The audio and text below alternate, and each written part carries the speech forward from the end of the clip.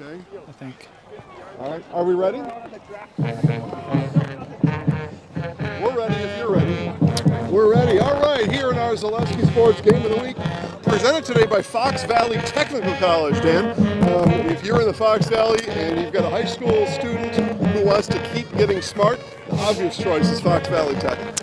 I've coached against them in college basketball, believe it or not. Excellent. Yeah. All right, good. Well, we've got a good one here tonight, Dan. It's playoff time, by the way.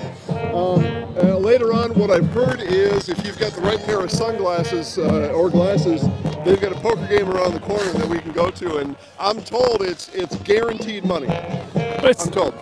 If Chauncey Billups is there, absolutely is. No, it's actually $7 million. It's actually Bonsi Chillips that's there tonight. So different guy altogether. Yeah. Is he still coaching, or is that? I believe he's still the coach of the Jailblazers. Made Yeah. a decision on Bonsi Chillips. Portland Jailblazers. Soon to be the Jailbreakers. All right, let's move on from all this talk here. It's the 3-seed Bondwell Bears, the 6-seed St. Mary Catholic Zephyrs, and we're going to talk about these teams a little bit. Dan, first, we talked to St. Mary Catholic. We talked to Coach Detterman. What did you find out when you talked to him? You've talked to him 2 weeks in a row now. What did you find out today? Yeah, he's in good spirits, right? And it's the first playoff berth for 23 years, was it? 23 years ago. 23 years. Yeah, and Coach said that it really was their goal to make the playoffs this year, and that's a great goal for a lot of teams. But as you asked him, what does that mean? Are you guys done, or is that it? Mission? We popped the champagne last week. Yeah, and the coach said, this is frosting. We want to frost the cake. Yeah, keep frosting the cake. it. Yeah. Now they want to put icing on top of it here.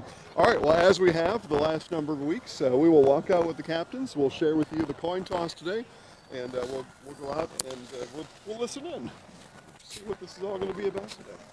Yeah, the 3-seed Bonduel Bears and the 6-seed St. Mary Catholic Zephers. Go ahead.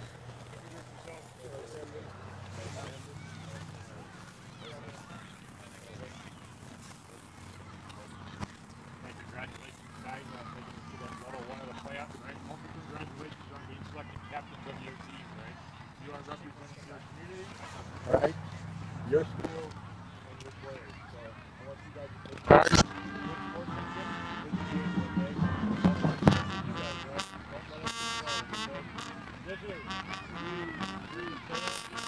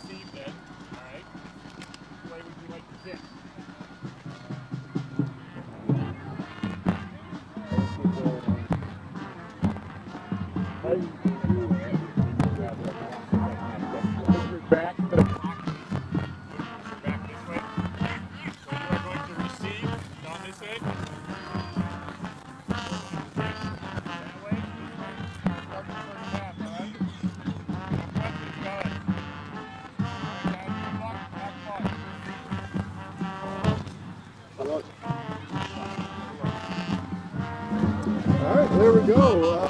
That was interesting, Dan. I'm a little confused, actually. Well, I'll catch you up on what happened. I was a little closer in there than you were. So St. Mary Catholic called tails, and of course tails never fails, especially on a Friday night. It feels that way. Yeah, and so the Zephyrs won the toss, and they elected to kick to start. So the Bears will receive. The question was, which way do you want to kick? And it took a while to get the answer. So I thought that if you choose to kick, the other team gets the choice of the second half. And I believe that's what will happen here today. So they're going to receive, so Bondwell is going to receive twice. That's my understanding of the rule. All right. Well, that's interesting. Right. Yeah, that is interesting. All right. Let's leave it at that for now. Usually you defer. 3 minutes to kick off. Yes. We're going to step aside for 30 seconds. Back for more after this on Zaleski Sports. Hi friends, are you a retiree like myself and have some spare time and wanting to meet new people? I drive school bus for Cobeson Buses. I enjoy seeing many smiling faces, and I still have time for the activities I enjoy. Cobeson Buses offers a flexible schedule and it's a well-paid part-time job. It's the perfect balance of work and play. Come join me make a difference in your community. Visit Cobeson.com for more information and to find a Cobeson terminal near you. I think a lot of people choose a career in criminal justice because they want to help people and make a difference. At Fox Valley Technical College, it's much deeper than that. I feel a sense of purpose. I'm training at a one-of-a-kind center, learning from instructors who care, who've done the job and know what it takes to be successful. This is more than just a career. This is what I was meant to do. I'm building a future I'm proud of at Fox Valley Tech.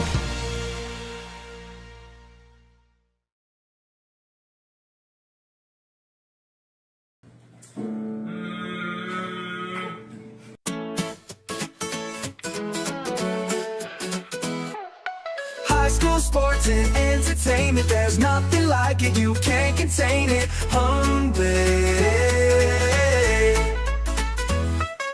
Friday nights with hometown pride, Zaleski Sports is statewide hype. Cameras roll, the crowds go crazy, live stream gold, it's never lazy. Play so big, you'll replay it twice, coverage bold, it's really nice. High school sports and entertainment, there's nothing like it, you can't contain it.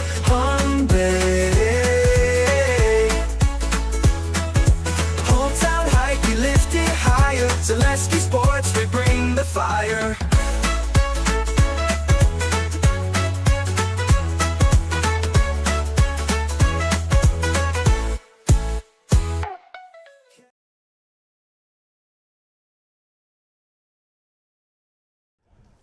And back here on our Zaleski Sports Game of the Week, again, it's the 3-seed Bonduel Bears, the 6-seed St. Mary Catholic Zephers. Jason Zaleski here alongside Dan Ross. Got about 40 seconds to National Anthem. So Trevor, let's go with whoever you got up first for starting lineup. You tell us what you're going to show, and then we will talk about it. Bonduel defense, he says. All right, so the Bonduel Bears defensively look like this. Ryan Westrick, Riley Kurtz, Jackson Krause, Carter Maish, Zach Zernicke, Jaden Pop, Corey Wuso, Malachi Gray, Mason Balwan, Beckett Hartleben, and Quinn Wessenberg. It's like you know them. Well, we did the basketball game, right? We did. It was one of the best games that we saw last year, actually. Well, yeah, it was Ron Colley and Bonduel. Both teams were looking for a game, right? They had lost a game early in the season for various reasons, and they found a Wednesday where nobody was doing anything. And Dan and I looked at each other and like, well, we're not doing anything. Let's go watch a basketball game. And it was pretty good. Yeah, two of the best teams in Division 4 last year. Ryan Westrick, who we mentioned, hit his 1,000 points in his junior season last year in the basketball team. The basketball team eventually went to the state tournament. And Ron Colley didn't, and Ron Colley got the better of the Bears that night. They did that night. They did about an 18-point win or something thereabouts. So let's see. National Anthem is coming up here. I don't know. Trevor, let's go ahead. Let's shoot for how about the Bears offense? How's that sound?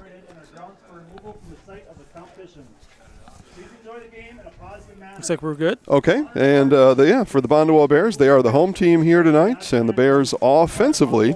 A lot of the same kids. Imagine that, huh? Tucker Hischke, Jackson Hubin, Max Huntington, Jaden Pop, Jackson Krause, Mason Balwan, Beckett Hartleben, Ryan Westrick, Carter Maish, Malachi Gray, and Quinn Wessenberg. Time for the National Anthem.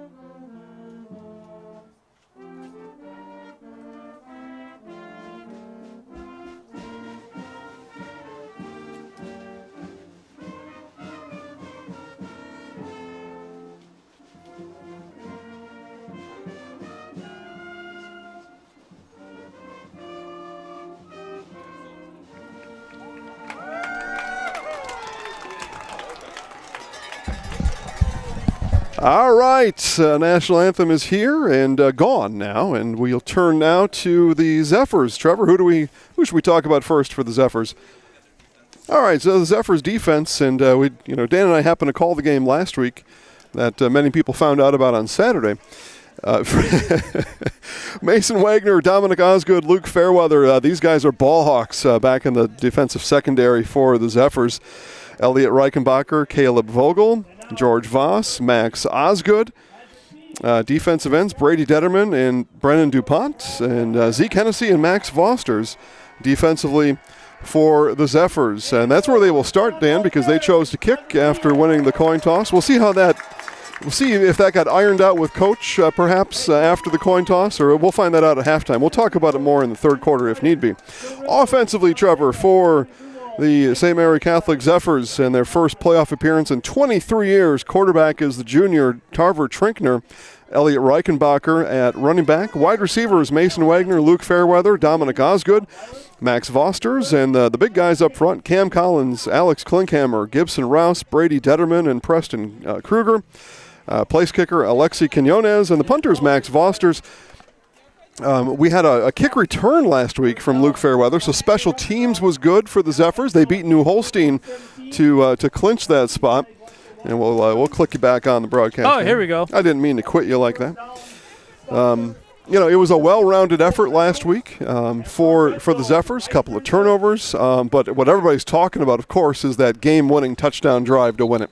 Yeah, and talking to the coach before the game, the one thing that he really thought where the Zephers had a good chance is that they've played a lot of really tight games lately, and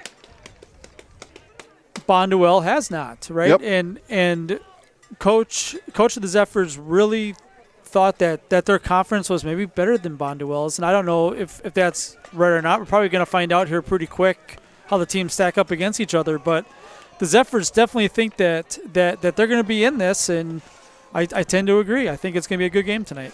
All right, we're expecting a good one. That's why we showed up here. One of 8 games on Zaleski Sports. After the kickoff, I'll take you through the 7 others.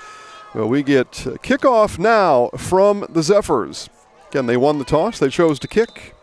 They feel good about their defense tonight, Dan. That's what I take from that. They better. And the kick is handled right at the 30-yard line on a diving catch. I wanted to make sure that didn't get to the back line. And that was brought in by Gage Scholl. Number 13, Gage Scholl, with the reception. Secure the ball, right? It's true. Yeah, it's one idea. Gage did secure it. I promised people the other 7 games. All right, folks, listen up. Big night on Zaleski Sports. Listen up. Well, playoffs, baby. Playoffs. Playoffs. Yeah, they may have to wait until the next play, but we'll get it. We're in the old concession stand, we're told here. We've been asked to sell things all night. Ground level, and we will too. You give me a chance to make $1. I certainly know how. Handoff is going to go right side and going to plow ahead for about 5 yards. And the PA is going to be and Westrick on the carry. So give it to the big fella.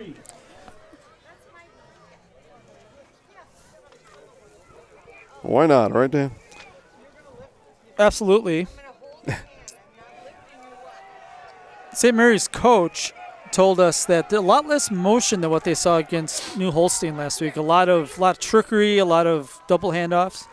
Yeah, Rob Detterman. This handoff going right side to Carter Maish, and Maish still on his feet until he gets dumped across the 50-yard line. But a big run there for Maish, and they're going to mark this. That's about 19 of my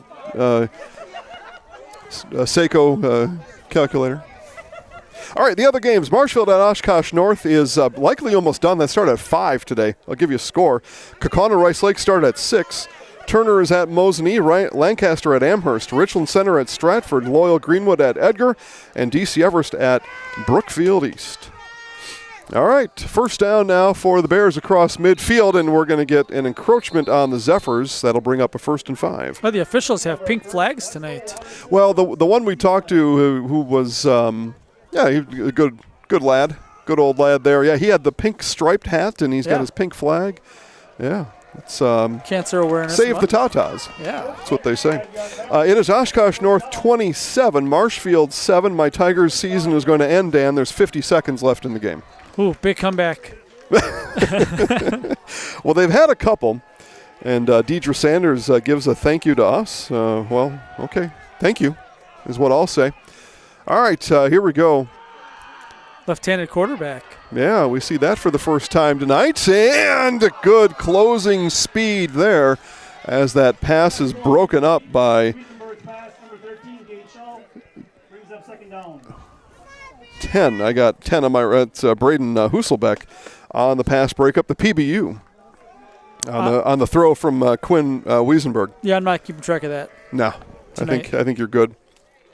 I said Kaukauna Rice Lake was a 6 o'clock kick. That's a good game. Rice Lake 22, Kaukauna 14. They are 40 seconds from halftime in Rice Lake. That's the 2 and the 7. We've got the 3 and the 6 here. The 3 Bondwell Bears on the move, 2nd and 5. Just a minute and a half here into this one. Pitch will come left side.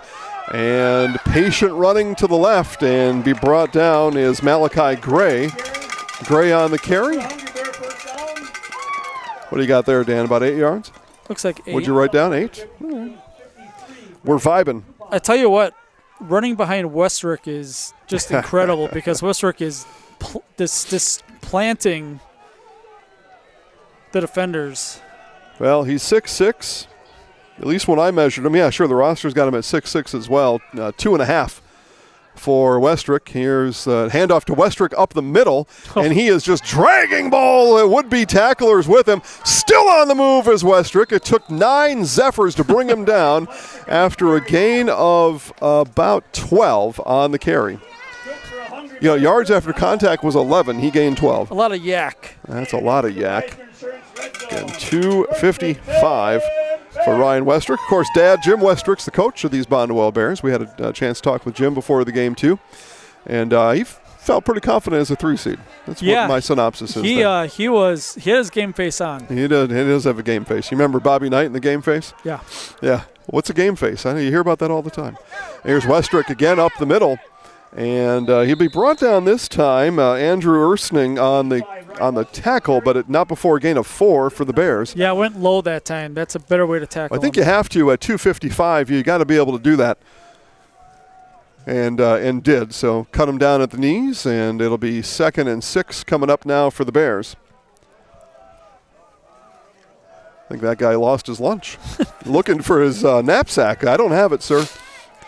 Under 9 left here in the first quarter. Yeah, that was weird, but we're going to get weird looks all day as we're standing in the old concession stand. People probably expecting a hot dog or a brat. And here is a run by, it turned out to be a run by Wiesenberg.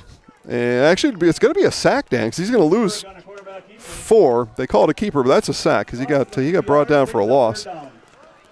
Yeah, and he had man-to-man on the outside with the receiver cutting towards the goalpost, and he decided not to throw it and ended up taking a loss of 4. You don't want to chance it, of course, but man-to-man with your top receiver out there, maybe you give him a shot at it. All right, so here's Wiesenberg. He's got 2 running backs behind him, and the handoff this time will go to Maish, and Maish got the yardage that Wiesenberg lost back and a couple more. I'd say that's probably about 9 on the carry, Dan. It's going to be a 4th down upcoming, though, for the Bears, and 4th and 4-ish. Yeah, big play here early. Big play for the Zephers defense. Again, you come in as a 6 seed. Now, again, before last week's game, there was a real chance on a loss that the Zephers weren't even in the playoffs, right? So they beat New Holstein, keep the Huskies from a conference championship, and enter themselves in the playoffs. So here is the 6 seed. So this has to be Westrick. Kind of got some bonus money here if you're the Zephers. Yeah, Westrick is the up back behind Wiesenberg. Got to give it to him. 1 man in motion, and it does go to Westrick. He is tripped up. Oh, it's Dan, close. It's close, but he did not get there. They needed 4. He got 3. It's going to be a turnover on downs for the Zephers. Maybe don't give it to Westrick. I make that call from the concession stand over here, but I was pretty confident about it. Yeah. Let's go ahead, Trevor. We got a chance at seeing that one again? You're still working on some things. Go ahead. Work on your stuff. Yeah, you know, the defense held him up, and he didn't fall forward. If he falls forward, he probably gets that extra yard. Zephers did a good job of keeping them at 2 or 3 yards and did not give up another inch. Gang tackling, right? Yeah. That's what that was, and the Zephers did it. So now they are backed up deep in their own territory. They're going to start here on their own 5-yard line, but that's a good thing because it resulted in no touchdown for the Bears. So Zephers happy with the 1st and 10 from their own 5. Ball on the ground. Trinkner dropped it, and it's going to be a loss. It's going to push the Zephers back to the 2-yard line. Zephers back. Second down, about 14. Yeah, and you might wonder, they were at the 7-yard line. Are they going to kick it? And we saw the kicker warming up earlier, and I don't think they're going to kick field goals tonight. Extra points, maybe. Field goals might be pushing it a little bit. All right, so backed up deep. Again, I had him at the 1. Look at that. The scoreboard has him at the 1 also, and I'm looking through about 20 people, so I felt pretty – I'm doing all right here, Dan. We're doing all right. Here's Trink. Ball on the ground again, and there is a scramble for it. It looked like the Zephers were on it initially, but now the Bears are pointing their direction, and it's Bonduel football. Two missed snaps. Yeah, the handoff didn't come as perhaps it was wanted. And ball on the ground, both offensive snaps, and the Bears get it right back, 1st and goal for Bonduel. Be sure to check out bondwisconsin.com for scores, standings, stats, and written content throughout the week. I get my stats from bondwisconsin.com, and you can too. And they do a little write-up for us. We see the fumble. Saw the fumble there momentarily. It's all right. And Maish is in. The dash to the end zone for Carter Maish, and the Bears take advantage of the fumble and punch it in. Dan, this is just like the start at New Holstein a week ago if you're the Zephers, it right? Really you was, fumble, yeah. you give them goal to go, and they run it in, and the Bears are up 6-0 here in this Level 1 playoff game. I would love a new pen. That's what I would love. Oh, well, there's more where that came from. I recommend a pencil, as a matter of fact. I should probably get one of those. So extra point here will be attempted by Jaden Tackner. Jaden Pop kicking for the extra point. Oh, this is Jaden Pop. My apologies, and he pops it through. The extra point is good, and Bonduel leads 7-0 on the Zaleski Sports Game of the Week presented by Fox Valley Technical College. Located on County Road KK, Birkin Heating and Cooling has proudly served Kaukauna for over 30 years. As a Bryant Factory authorized dealer, we offer top quality Bryant and Payne products. We specialize in furnaces, air conditioners, boilers, new home construction, remodels, and April air humidifiers, serving for both residential and commercial needs. Plus, we service all makes and models, offering 24-hour emergency service. Call us today at 920-759-1478 and let Birkin take care of your heating and cooling needs. And back here in Bonduel, we take a look at the touchdown after back-to-back fumbles from the Zephers, giving the Bonduel Bears goal to go from the 5-yard line, first play. And again, we see the lead blocks right here, Westrick and company leading the way for Carter Maish, and a pretty easy run for Carter, essentially untouched into the end zone for 6. All right, so kickoff, we'll see the Zephers with the ball for the second time, and this is Fairweather. Fairweather returns we left. Saw this. Yeah, we've seen this as well, right? This one, though, not quite as fruitful as the return for Luke Fairweather last week, but does give the Zephers better field position on what now is their second offensive possession. Yeah, I'm sure that Bonduel watched the film. Actually, the coach said that he saw the film. And they saw Fairweather go about 85 yards last week for a touchdown. Not too shabby, right? Yeah. NTS, not too shabby. That's from Cedar Rapids. It's the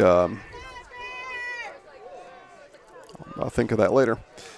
All right, so Zephers set up, like I said, a little bit better. 3 receivers out to the right. Trinkner looks to the right and has his pass complete. Got his man across the 40-yard line. A pass play of about 13 yards out to Mason Wagner, who called tails, by the way, in that coin flip. So Wagner out for 12 and another first down for the Zephers.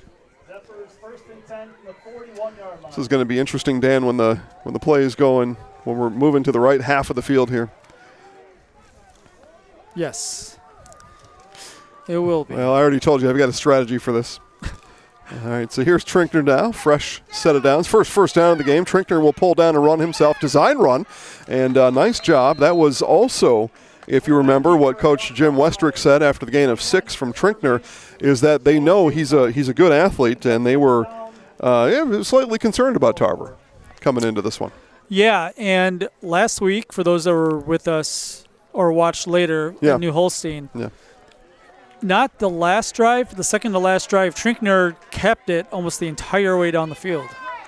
Yeah, he certainly did.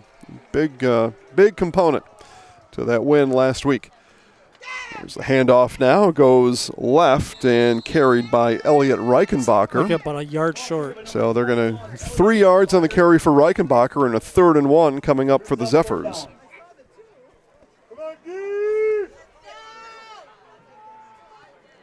Right at midfield. We were on the field. It's right on the B. Right on the B. We were down there. The field's in kind of rough shape. It looks like it's been played on a lot this year. Well, 4 practices a week and either 4 or 5 games depending on their home and away rotation this year. Yeah, it's but the field is painted nicely. That was another astute observation you had when we arrived. And Zephers almost got the Bears to jump. Trinkner, left side, first down. Yeah, good push by the offensive line there. Okay, so gets a couple, gets a first down. 4:56 to play here in the first. Again, if you're just joining us, welcome. Jason Zaleski, Dan Ross. We've got Keegan Carper with professional camera skills in front of me. Trevor Zaleski running the whole darn thing behind us. The coldest night of the year so far. It has been. Kickoff temp was scheduled for 40, and I bet that came true.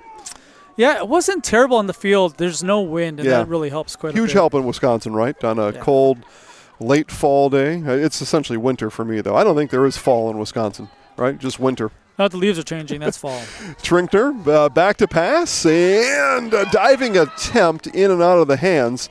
And the pass is incomplete as I think that was Mason who went down for it. Did not catch it. Nope, that was Fairweather. So pass intended for Luke Fairweather. As Trevor's got the replay dialed up for us here, and you can see that pass just go through the midsection there of Luke and hits the turf here in Bonduel. Okay, so that brings up second down. How cool is it to be able to see the players' breaths on the field, the offensive and defensive linemen breathing on each other? It's a fun thing about football, right? Especially if you live in about 6 states in America. The others don't ever have this, at least not during the high school season. Here's Trinkner, rolls right. That was a design roll. He's got his man down the sideline. It's going to be a first down for the Zephers. And if my eyes are right. Number 9? Yep. Osgood. That's exactly right, as Dominic Osgood on the pass catch, and the Zephers on the tracks moving down the field. 4:10 left here in the first. Yeah, pretty good audience. Dan, I've had the basketball coach talk to me. I've had the president of the Hockey Booster Club here talk to me in Bonduel. All thinking fondly of Zaleski Sports. Are you covering Amherst soccer tomorrow? Yeah, well, that was an Iola commentary. Here's Trinkner. This, again, another design run for Tarver, and he's going to make a few yards on it. See where the down box goes. It looks like 3 from here, Dan. Perfect. Okay. I appreciate the help because I cannot see. Well, it's a combined effort here in the booth. That's how that all works. Great audience online. Sorry you all couldn't make it here. Good audience here in person, too, isn't it? Yeah, there's not a whole lot of room. And when we were coming off the field, the line was all the way back. They're probably still filtering in. In about 3 yards, I'm going to need these ladies in front of us to tell us what's happening.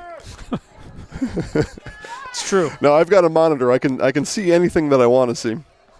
And I'm going to go to it now, and we're going to get a flag before the play. And probably a false start. Yep, false start on the Zephers. Sure. As we'll see right here, we're going to watch from the hip of our official here. That's the beanie. So the flag came from the other way, but here we've got our pink flags as we save the Tatas. It's true. Yep. One of the officials on this side here, he's got a hat, and on that hat he's got pink stripes on his official hat. Look at that. That's a nice drawing. Telestrator. I grew up, I was a child watching John Madden, so I know how this works. Here's Trinkner here on the draw, and he's got room up the middle. Yeah, he's close to a first down, maybe a yard or two short. Yeah, he's going to be a few more than that. It was 2nd and 15. He's going to go for 10, so third and he's going to go for 9. 9, Dan. 3rd and 6 coming up, according to my eagle eyes. Better than my eyes. Well, yeah, that's what I have. The scoreboard shows that too. So yeah, they've got a way better view than we do. Yeah, this is 4-down territory for sure. Yeah, popcorn looks good. We'd like to have some, sir. Some hot chocolate, maybe. Yeah, all right. And she moved right in the wrong place at the wrong time. All right, here's Trinkner now on the 3rd down. Zephers looking to keep the train moving, and it will. The pass complete across the middle. It's going to be a first down for the Zephers, and that is Mason Wagner on the pass catch. So Wagner and the Zephers down to the 24-yard line after. Are you counting yards on passes? You're trying to do that? I'm trying. Yeah, that's got to be about 12. Okay. So 15 to the 10, 11. The math can be fuzzy, right? It doesn't have to be sharp. It's just fuzzy gets us there. Trinkner 3 of 4 passing early on here. 3 of 4 passing. He's able to run well. Here's the handoff to Reichenbacher. Reichenbacher's going to push forward, and it's. Looks like maybe 3? Yeah, 3. Let's go with 3. I like that. I like the blue house here. Look at this. If you're sitting here in this window, you get a great view of the game. It looks like they're watching from it. Maybe. I think that I would. Yeah. Right? You stay warm. They probably have, there's a TV right there, so they probably have us on the TV just to make sure that we're doing our job, and then they're watching the game out the window. And they see that there's a delay, and it doesn't make any sense. Well, but eventually you get it figured out. Here's Trinkner now. Again, he'll take off left side and be stood up. He was first contacted. Still moving. First contacted by Corey Wuso. So Wuso will get credit with the tackle. Others did join, as our PA announcer says, a whole host of bears. It's like he's got maybe 5 on that. What's a group of bears called? You know, it's not a herd. It's not a whatever. It's 2nd and 1. I just wonder what that is. A harem, maybe. 50 seconds left. Harem is moose, right, or elk? Camels? Camels have a harem? Those type of things do. No, we talked to the St. Mary's coach before the game, and he thought that his guys were bigger than the Bonduel guys, and that offensive line is putting some work in this drive. Yep, that was Rob Detterman. He was buoyed by that, his observation. Here's Trinkner, looked for a pass. He knew he could tuck it and run and did. And again, Tarver Trinkner continues to carve up the Bears on this drive. Down real close. Looks like down to the 1 or 2. Yep, it's going to be 1st and goal now. It says 2nd down on the down mark. It does. Okay, I thought I saw a white hat point as a first down, but 2nd and 1. If the Zephers choose, that could have been the last play of the quarter. We'll see what they come up with. That is a long walk across the field. They are not going to get it off. That's going to be the end of the first quarter. Yeah, and that's a good choice, I think, right? We've got some good momentum. It probably benefits both teams, but the Zephers happy to think about it. And it is 7-0 after 1 complete. The home 3-seed Bondwell Bears in front on the Zaleski Sports Game of the Week presented by Fox Valley Technical College. Need a game plan that delivers marketing victories? Bear Performance Marketing is your full-service partner for strategic success. Offering comprehensive solutions that include brand development, social media marketing, branded products, and digital marketing. The goal is to streamline every aspect of marketing while maximizing results.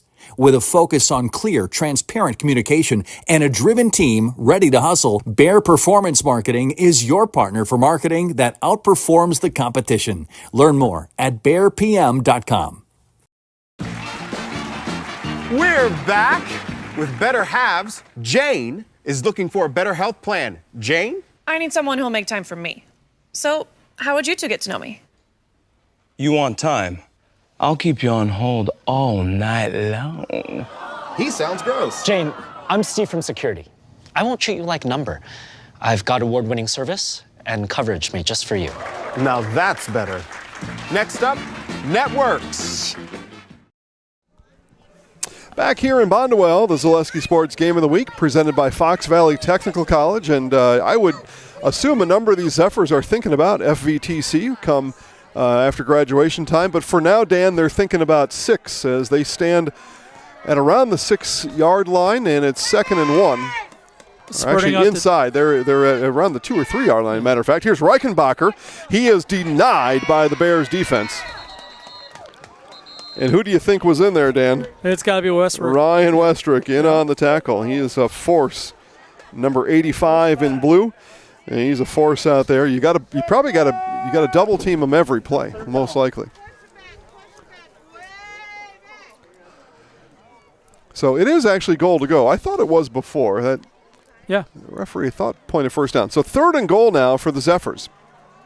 Yeah, and they're going to try to spread out the defense again. Yep, they said no gain on the play. I got him from the 1 yard line. Here go the Zephers. Trinkner under center.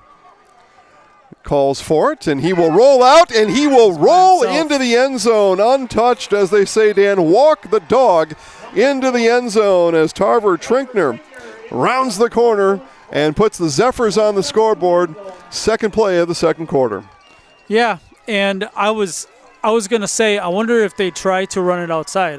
I didn't think about a naked bootleg, but works just the same. Yep, as everybody here keyed up on Reichenbacher, and as all the defense flowed, you can see all the flow going that way. And again, just like we carved it out last week, nothing but open grass, open field out here for Tarver Trinkner. Ooh. Walked in untouched, and the extra point from Quinones is good. And our horns have locked at 7, 11-10 before half on the Zaleski Sports Game of the Week, presented by Fox Valley Technical College. It's a good one. Get more sales, more customers, more employees, more community support. Let Zaleski Sports help you today.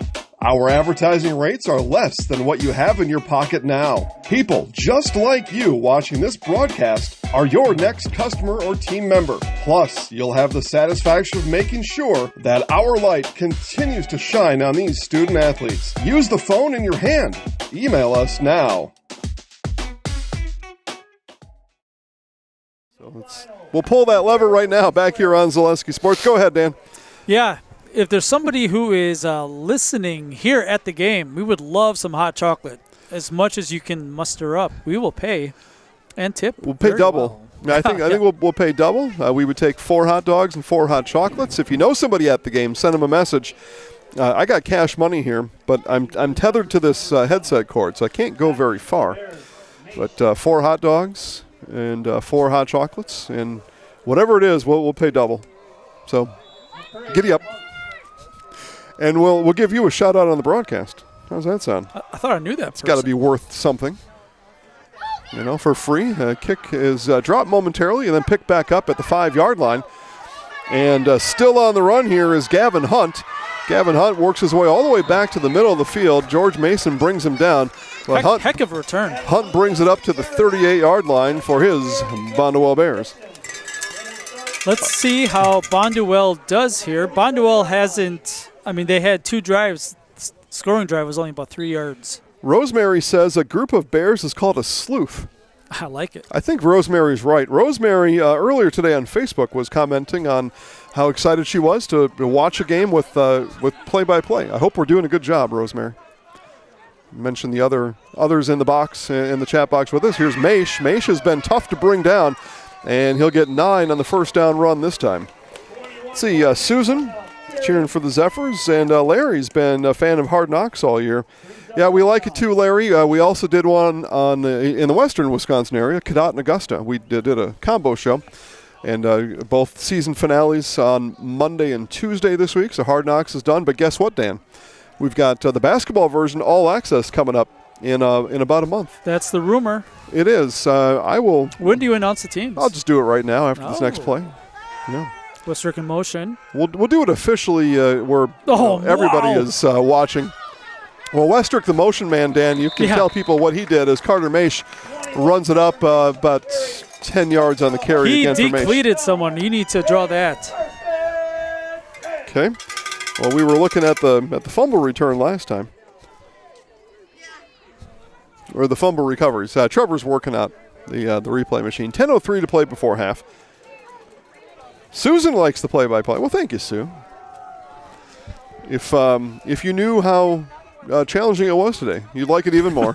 Here's Wiesenberg, and he'll hand off to Maish. Maish has been a horse for the Bears. He's been a real bear to bring down. Yeah. 5, 6, down box still moving. 6 on the carry for Maish. All access, yeah, okay, yeah, here was the block. Back it up just a little bit, Trevor. Here was the block there. Decleated him.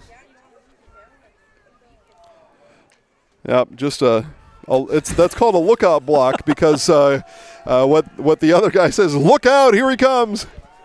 That was a big one. He'll be playing on Saturdays next year. He certainly will be. And Maish up the middle, follows Westrick and continues to push. Another nice run for Carter Maish. Another first down for the Bears. Give him 7 on the carry. It's my math. 6 carries for 54 yards already for him. Yep, Susan, again, we're looking for 4 hot dogs and 4 hot chocolates. We pay handsomely for the delivery. The concession stand is, again, it's not that far away. And if you're in attendance here, you can sneak over there. We're tied to the mixer. They got us locked in here. We're in the old concession stand, which people have come to the window and attempted to order. Yeah. And we've got nothing but sports information for them. Wiesenberg on the handoff. Handoff goes to Westrick. Westrick again. Dan, this time he was attempted to be tackled up high, and you see how that went. Yeah, you just can't do it. He actually ran over his own offensive lineman. Just get out of the way. That's what you have to do, is you just get out of the way. A big number 85. 5 carries for 34 yards for Westbrook. And TS not too shabby. Chunk yards right now. Both teams running the ball at will. Which is surprising because the offensive and defensive lines are about the same for both teams. So here's Maish now. Maish around that left side. He was shot out of a cannon when he turned the corner. Down inside the 5. Looks like. Brings up 2nd down and about 1. So it's going to bring up 2nd and 1 as, Westrick, by the way, Dan, will attend Western Michigan. He's a Bronco next year. So you got Maction coming. So it won't always be on Saturdays. Yeah, some Tuesdays, some Wednesdays, some Thursdays. Wherever the deal is. And here's Maish, puts his head down near the goal line and in. Carter Maish, a 4-yard touchdown run. Bonduel retakes the lead, 7:26 before half. A 3-yard touchdown and a 2-yard touchdown run by Maish.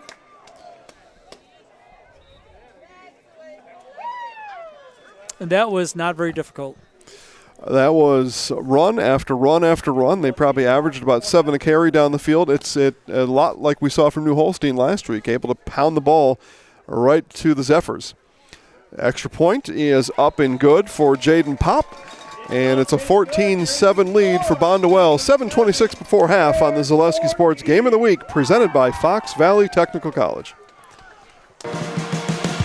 I think a lot of people choose a career in criminal justice because they want to help people and make a difference.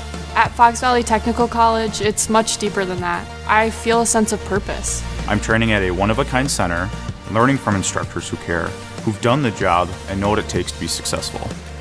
This is more than just a career. This is what I was meant to do. I'm building a future I'm proud of at Fox Valley Tech. And back here in Bonduel, as we come back, Ruff's stuff. It says, for one, he says, great job. I'm assuming him. And thank you. Thank you, Ruff. And clarification on the coin flip. Again, Ruff, we believe, we carried it live. You can watch it back. The Zephers decided to kick, which should mean that Bonduel gets the choice in the second half whether they'd like to receive or kick. And you would assume they would receive, which would mean they'll receive twice. We'll find out after halftime, just to make sure. Again, there's an off chance that the official went to the St. Mary bench and asked the Zephers to clarify it. Yeah, I was officiating a game. It was a JV game, and the team that won the toss said that they wanted to kick, and asked them a couple times, "Are you sure you want to kick? You don't want to defer?" And it's a JV game, right? So you're trying to teach a little bit, right? Yeah. He said, "No, coach told me that we need to kick, so we're going to kick." All right, like, are you going to you don't want to defer, you want to kick. Like, I want to kick. And that kid got chewed out as soon as he got back to the sidelines. Oops. Yep. Well, and there was a re-ask from the White Hat, and again, the call from the Zephers captains was kick. So the kick was it. So that's the rule. Again, the only thing would be if there was a second choice being given. Luke Fairweather just threw his hands on the bullet from Tarver Trinkner and incomplete. Second week in a row seeing Trinkner. He's a good quarterback. Speedy, he's got a good arm, pretty accurate. Won the game for the Zephers last week, honestly. Kind of a heroic performance, I think, by him. From Trinkner, right. Yeah. And again, he was not the starter on day one, but an injury to the opening day starter put Trinkner at this spot about 5 weeks ago. So here are the Zephers now, 2nd and 10. Trips left, Trinkner will run right. Trinkner off and running. And across the 50-yard line, it's 15 or 16 run of 15 exactly, Dan, for Tarver Trinkner. And he's got some wheels there. Yeah. 7 to play before half. Kind of a speedy game. A lot of ground game. A lot of chewing up yards, chewing up time. Starter engines. Let's go Zephers, cheering for 64. All right. Interesting formation. That's Hennessy. Okay. Swing pass comes this way to Fairweather. Great and he will play be by number 21. dropped behind the line of scrimmage, and that is... There's a penalty. The 6'2 junior Carter Maish, but there is that pink flag. That might be a hold. Laying right there. Well, let's see here. We'll roll it back. See if we can assist. It's probably going to be a chop block right in here. Okay. See what the call is. That's what I see. We'll see what our White Hat comes up with after conferring with his friends. And they're going to call a hold, Dan. You're right. I didn't see the hold. Let's let that play out here, Trevor. Yeah, let that roll a bit. And probably a block in the back there. There were a number of things going on. Yeah, you could see when number 21 got through that grabbed his jersey, tried to slow him down. Yeah, Maish beat him to the point of attack. Yeah. Football term. All right, so it's going to be 1st and 20. Back into minus territory for the Zephers. This is a design run for Trinkner. Got one block, and he's going to get about 2 yards. Did get a block from Dominic Osgood, just the Bears good in pursuit that time. Keeping Trinkner to a minimal gain. Kicking over our cones that are there to protect people. Oh, the humanity. Yeah. 2nd and 18. Human beings are something, aren't they? You know, we joke about this all the time here in our industry. If you put a cord out, everybody's going to trip on it. If there's no cord, they don't even walk in that area. But yet we can drive down a single-lane highway at 70 miles an hour with just paint on the middle of the road, and we stick to our own side. Describe humans. You really can't. We are weird. Or think about that. Just splotches of paint keep us from running head-on into each other. And we do it for the most part. Here's Trinkner, completed pass, and a big one for the Zephers, still on the run. And we'll get a name and number for you in just a minute. That was Osgood. So Dominic Osgood on the pass completion. Trinkner hit him in stride. Takes the ball down to the Bondwell 17-yard line. So that's got to be about 35 yards. That's pretty good math. So here are the Zephers. Dan, they've found something against this Bears defense, haven't they? Yeah, and, we don't know much about some of these teams in Bonduel. Maybe they haven't seen a passing attack. Here's Trinkner, bounces once, now spins, stays right side, and it's going to be a gain of 1, 2, 3, 4. I got 4 there. Already 11 carries for Trinkner, 52 yards. Another 77 in the air. It's pretty solid, right? 4 of 6 passing, yeah. He's got 130 all-purpose. If you count passing as part of all-purpose. In high school you do, because I said so. Well, why not? We're generous scorekeepers to begin with. Yeah. 4:15 left to go in the first half. Okay, Zephers looking to end this with a score, perhaps tie this up, headed to the halftime break. Here's Trinkner now. Swing pass right, pass is complete, up ahead with it, and another first down for the Zephers on just a quick outlet pass. And that is Mason Wagner on the pass catch.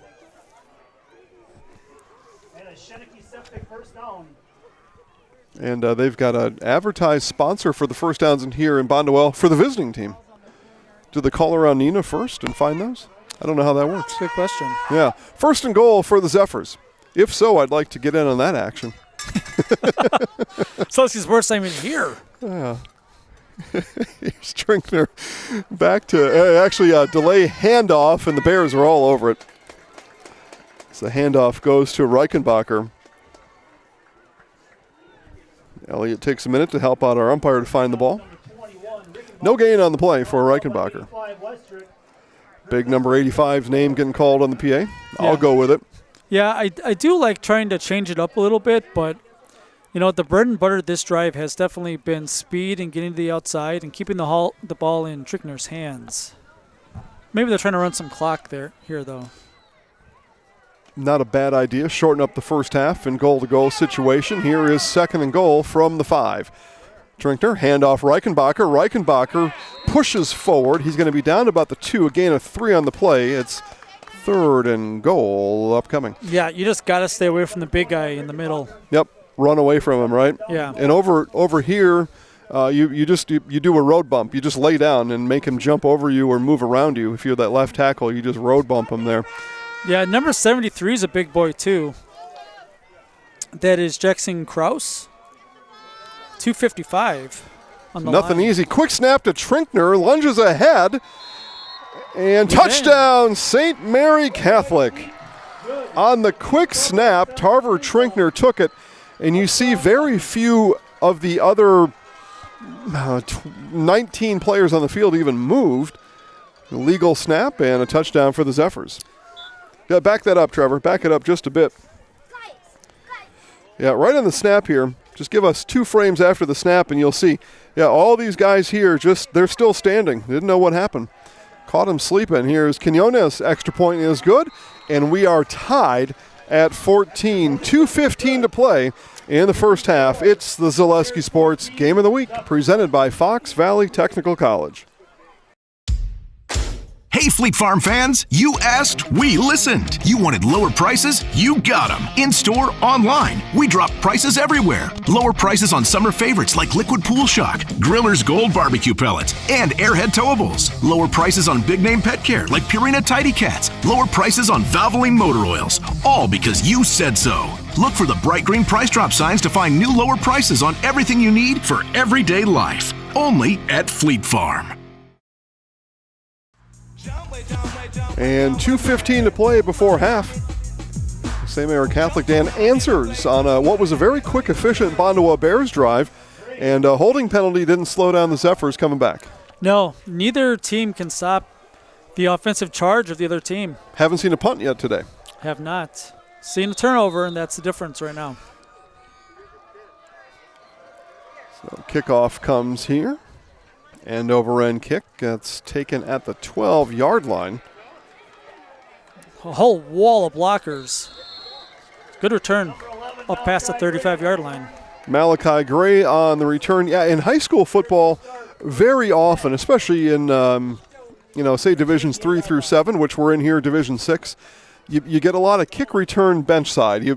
Coach wants to help. He wants to be able to see it. He just feels more comfortable with the field coming towards him. But that time we went return left. And that's just out of, 2 things, right? Mixing it up and maybe you saw something in one of those returns as well. So here's Wiesenberg in the shotgun. Have not passed yet. And here's Westrick on the carry. Westrick is running wild up the middle of the field.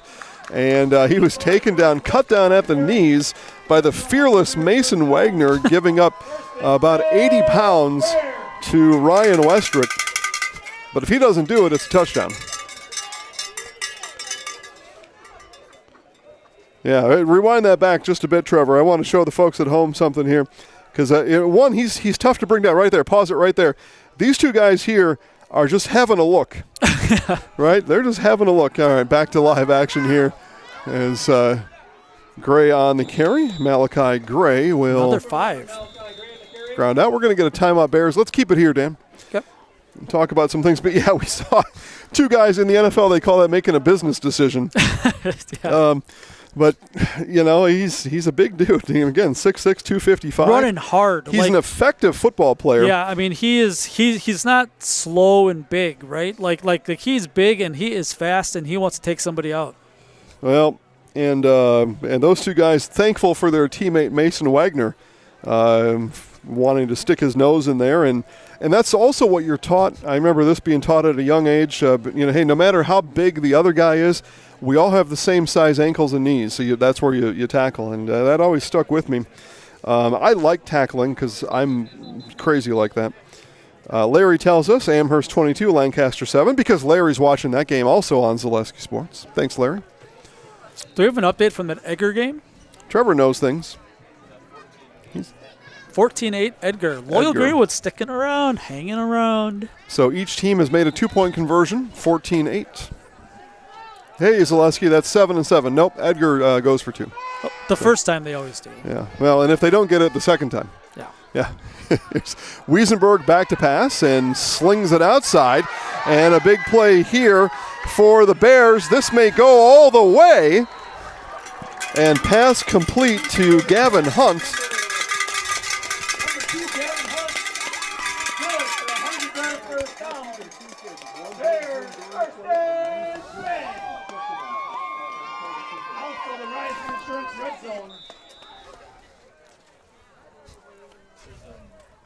I give him 34 yards on that. Yeah, sounds right to me. Looks like we're going to have a timeout. Okay, because this is down to the 4. Oh, it's. We're just getting the probably, chains. yeah. We're just getting the chains moved off the field, so they haven't updated the scoreboard. We're somewhere inside the 5-yard line, and handoff Maish. He's in. Touchdown Bears.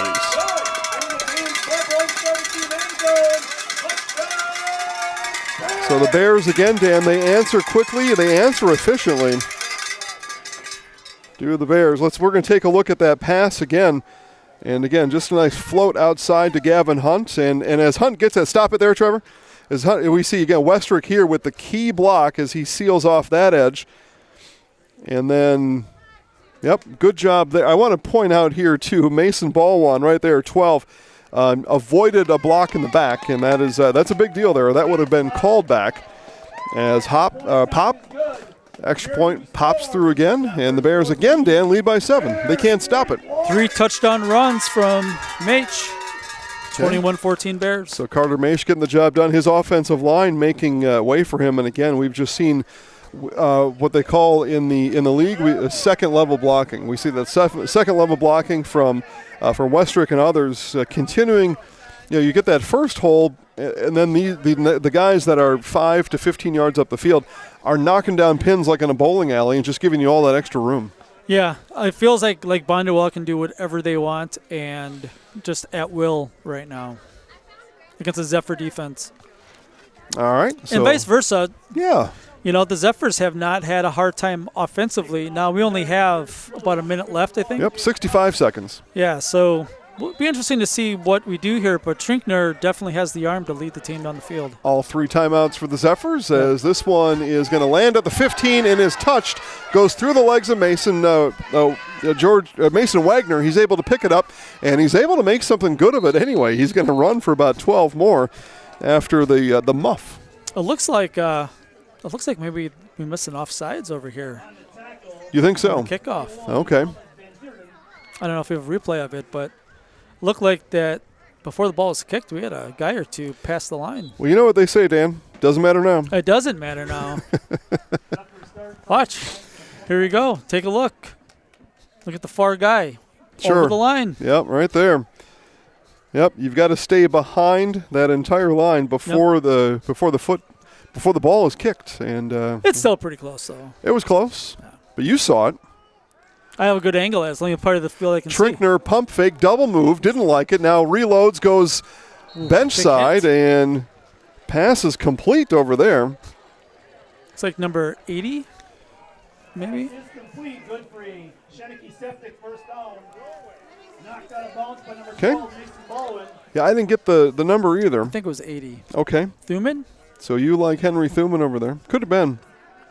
Certainly a rational choice. You know, some process of elimination there brings you to Henry. Okay. After the first down, clock stop, 50 seconds. I mean, everybody's wide open. Pass is complete. Yeah, that was almost too easy, right? And unfortunately, they didn't give us Emmett Smith on the roster. So those Zephers fans watching online, tell me who 22 is in white, and we'll pass his name along. They didn't give us a 22 on the, or actually they did, I'm sorry. Caleb Vogel. So Vogel and Trinkner is going to get dumped. And now you got to take a timeout. So timeout will come with 32 seconds.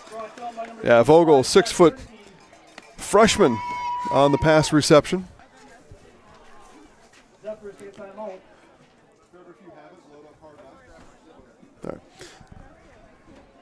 Okay, so Zephers take their first timeout, and as they do, we'll tell you coming up at halftime, it's the season finale of St. Mary Catholic Zephers Hard Knocks, or at least all of it that we can play during the 18-minute halftime. Yeah, but if people want to see the full thing, they can find it. Well, okay, where do they go? YouTube. Where do they go, Smarty? ZaleskiSports.com. That's right. Yeah, you go over to YouTube as Zaleski Sports. You can watch. You can watch the whole season of Zephers Hard Knocks. And what I will say, probably third or fourth year doing this now, something right around there. Well, our first Hard Knocks was 2020, so this is our 6th season of Hard Knocks. And it gets better every season. I hope so. We should also be learning something every year. Yeah. How to do this with a one-man film crew. We make it look really good. Pass outside, in and out of the hands of Osgood. Just led him a bit too far. Which reminds me, I teased this before, all access on the east side of the state. The Neenah Rockets will get to watch all access boys and girls basketball. Did they have a run last year on the boys' side? And I think the girls' team was good too. I think there's things popping for the Rockets this year. And in the western half of the state, how about the Fall Creek Crickets? All right. Get to watch some western Clover Belt action with the Fall Creek Crickets during the season. We'll look forward to that. A good program, boys and girls. Here's Trinkner now. He's going to look left, and he is going to be sacked again. And who is it, Dan? Oh, you better believe number 85, Ryan Westrick. Closing speed. Oh, you got to be kidding me. You got to be kidding me. The Broncos are getting a good one, aren't they? Yeah, and interestingly enough, the Bears took a timeout. They did not want the half to end. Well, you've got the timeout. You've got 20 seconds. You may as well make him kick to you. Think about a punt, right? A lot of things can go wrong. We saw this last week. Yeah, aside from a block, right? You can miss the snap. You can shank it. I mean, a lot of things can go wrong. So if you're the Bears, for sure, force them to punt and see what happens. Worst case, you get the ball around the 20-yard line and you hand it off once and you go to halftime. Third sack of the half for the Bears. Twice, 2 on the drive. So this has been quite a defensive stand. The first punt of the game comes with 20 seconds before halftime. We got a squirrel walking around here. I see that.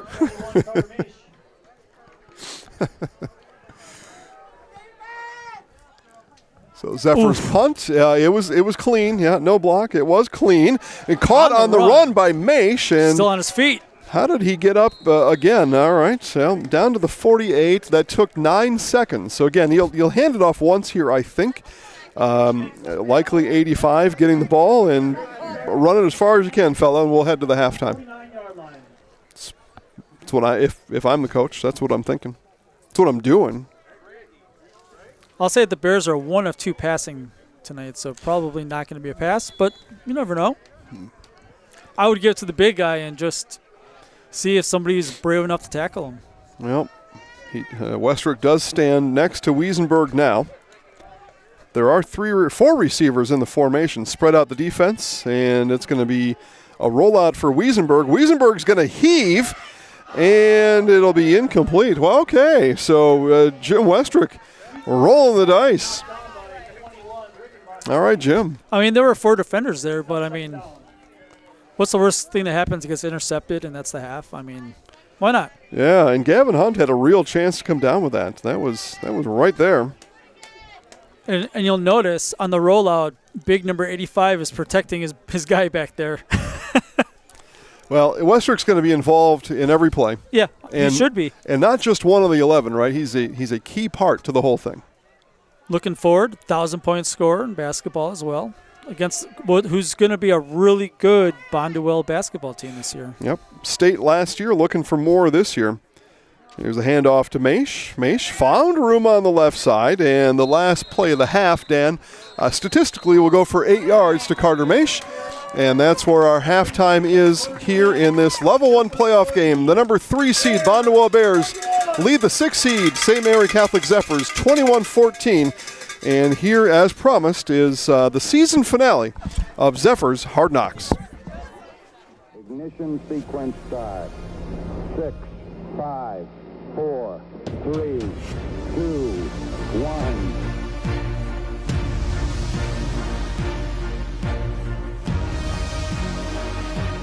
All engine running. Liftoff. We have a liftoff. Hard Knocks on Zaleski Sports is presented by Security Health Plan. SecurityHealth.org is your portal to find your plan, a doctor, prescription tools, and more. For 24/7 access and all the tools and resources needed to improve your well-being, right at your fingertips, visit SecurityHealth.org. Boys, who remember what a dragonfly symbolizes? New beginning. New beginning. Coach Detterman pointed out to me, while we were playing out there, they were all on top of us. They were following us, boys. That's a great start to the season.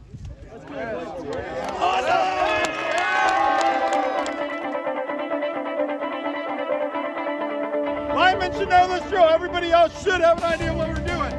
We're going to use a violent swat and rip through, okay? Swat, rip, we're through. We're tagging out. He may go that way. Stay square so you can switch directions. After falling flat in a challenging game against Brilliant, the Zephers are back for another practice in which they're asked to give 100% for 100 minutes. But things feel different this time. Last week, the Zephers needed a kickstart from the coaches. This week, they need no such thing. The energy is palpable, and every single one of them knows what's on the line this Friday against New Holstein. Hey, do I need to explain this drill? We've been through it. Do I need to explain the drill? 10 push-ups. Get engaged. I'm talking to you. Down. 1, down, 2, down, 3, down, 4, down, 5, down, 6, down, 7, down, 8, down, 9, down, 10. We missed the little things. Communicate. Do I need to explain? Go. Get clapping. Go, George. 2 point stand. 3 yards off. Here we go. Let's go. Go. If the Zephers fall to New Holstein, their future is uncertain. So, they're focused on what they do know. With a win, they're in the playoffs, and for the first time in 23 years at that. If there's ever a time for them to give 100% effort, it's right now. And even in the rain, the energy would remain at an all-time high all practice long. Ready, go! Go, Kyle. Make sure we bring the rip, too. Bring the rip. Switch, flap. Ready, go! Last one. Come on, Riley.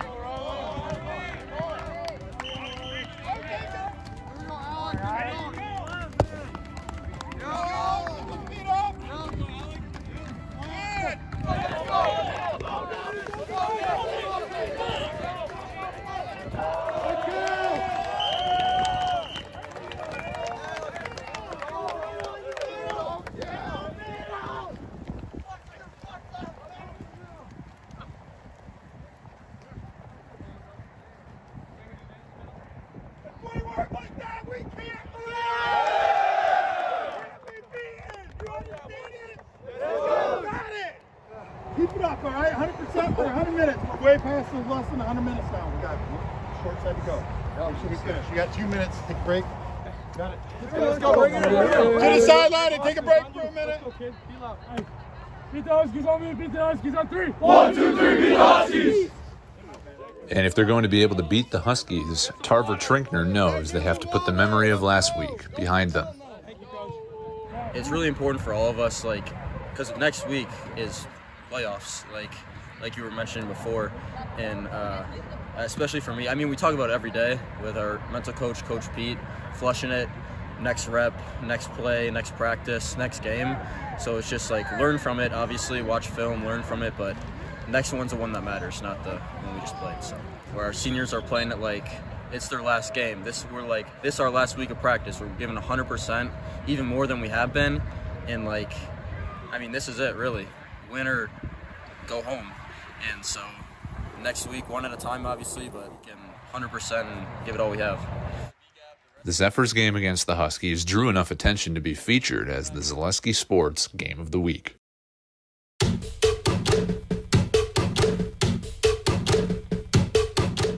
The Zephers are not the only team with a lot to play for tonight. New Holstein, with a victory, could be conference champions. The Zephers, coming off back-to-back losses against the teams competing with the Huskies for the conference title, would love nothing more than to play spoiler on top of sending themselves to the playoffs. They've referred to this week as Playoff Week 0 all week long. Which team will prove itself? Boys, get tight. Hey, resilience on me. Resilience on 3. 1, 2, 3, resilience.